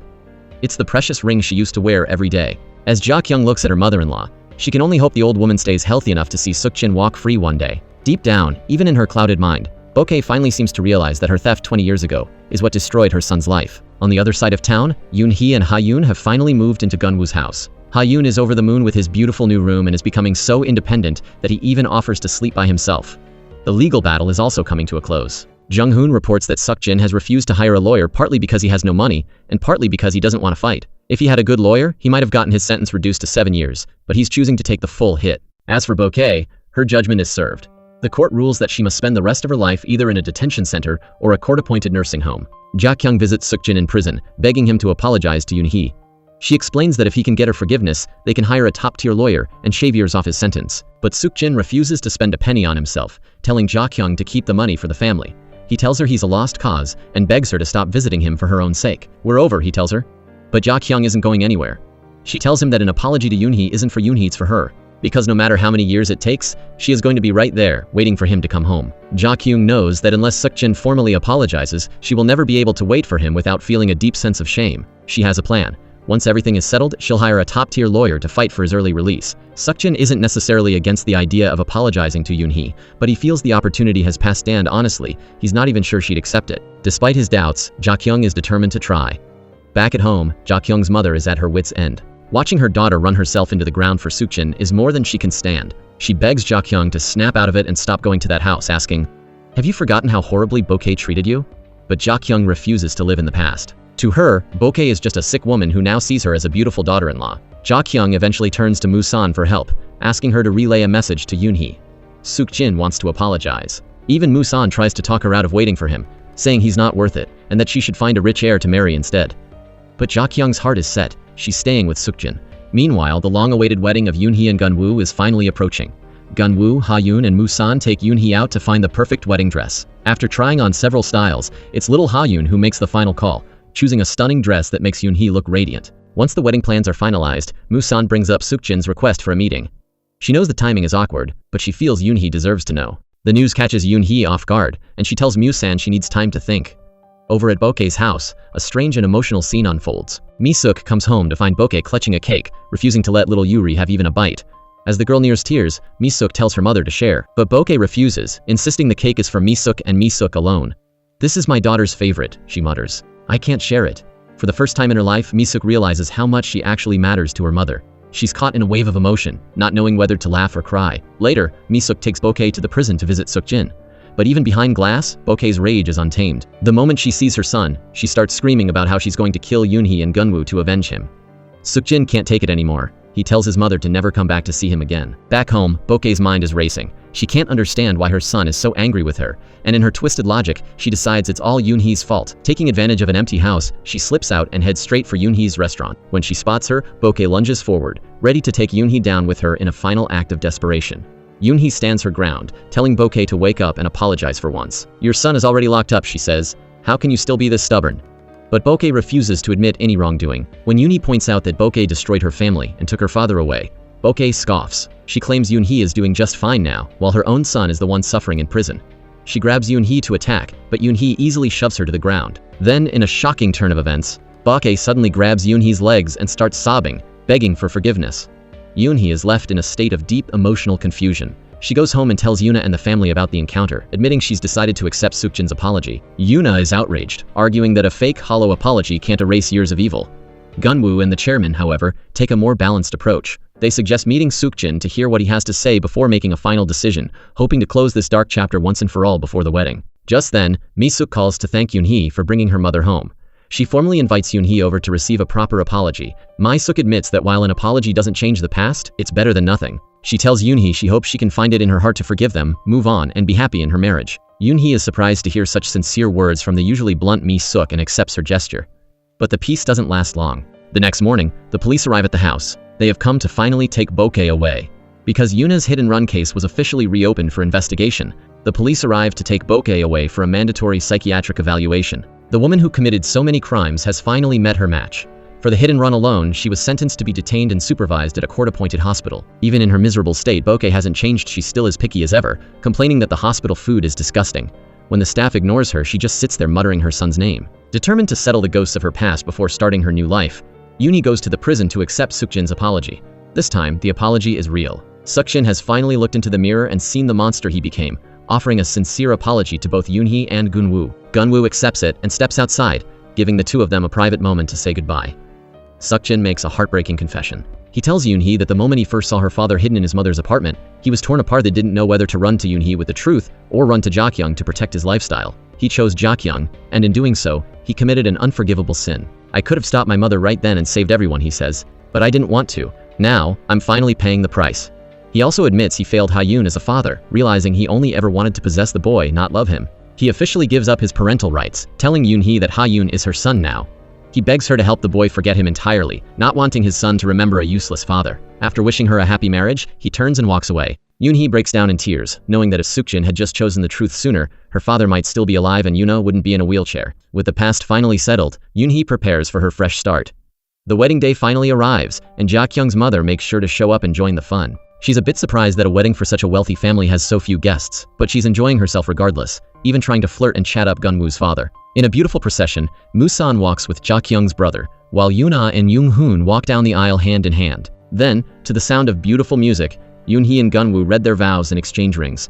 Surrounded by the people who truly love them, the wedding is a perfect, peaceful success. Meanwhile, Mi-suk visits Suk-jin in prison to tell him their mother has been officially committed to the hospital. She offers to hire a lawyer to get his sentence reduced by 2 years, but Suk-jin refuses.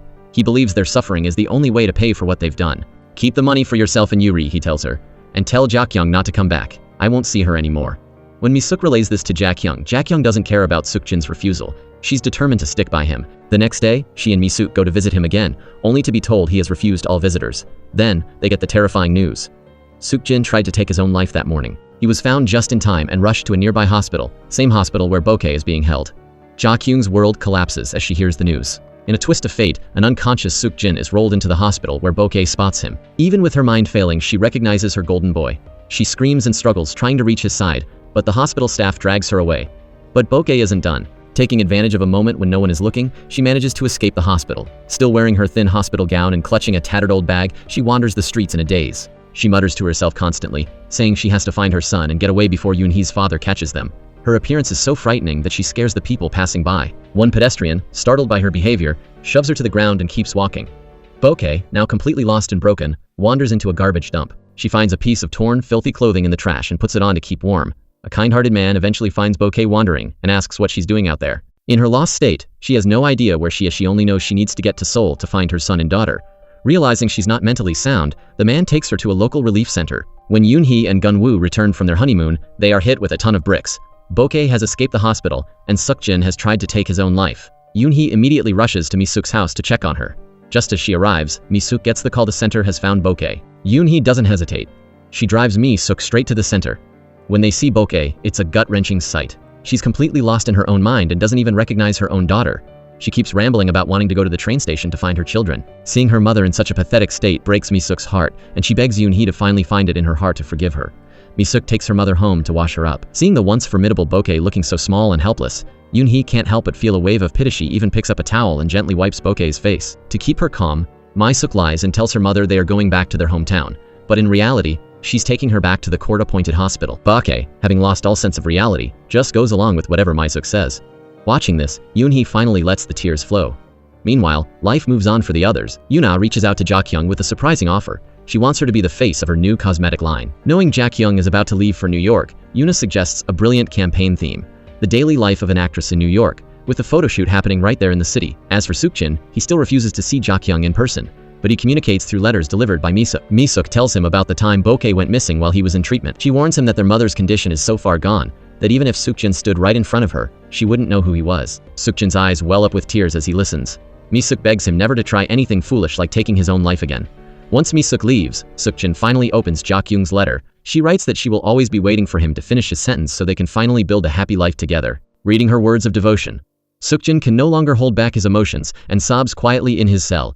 Fast forward, and Eun-hee's beef soup business is absolutely thriving. It's no longer just a local favorite. It's expanded into a massive nationwide chain and is now preparing to go global. Ha-yoon has inherited Jak-young's incredible acting talent and is cleaning up at award shows, winning major trophies, and making his grandfather's TV station more famous than ever. Top directors, writers, and stars are now lining up just to sign with the company. The chairman is over the moon, finally able to gloat to all the friends who told him he'd fail. Little Ha-yoon, always the sweet boy, promises to keep working hard so he can buy a car for his mom and a boat for his grandpa. One afternoon, while serving a bowl of soup, Eun-hee is suddenly hit with a wave of nausea. The secret is out: she's pregnant with Gun-woo's baby. Her father-in-law is the ultimate supportive grandpa-to-be, showing up with bags of fruit specially picked for pregnant women. In a hilarious coincidence, Gun-woo walks through the door a moment later with the exact same bag of fruit. 2 years pass. Mi-suk visits Suk-jin in prison and gives him an update on BOK-A. Because Suk-jin has been a model prisoner, he's on track to be released in just a few years. But BOK-A's fate is much darker. She is spending her final years in a nursing home, forgotten and isolated. Living out her days in the shadows, alone and disconnected from the world, is the final punishment for her life of greed. Eun-hee, meanwhile, has given birth to a beautiful, precious baby girl. The story officially comes to a close with a shot of her perfect family of 4, laughing and playing happily in the park under the sun. And that is the end of our story. Thank you so much for watching.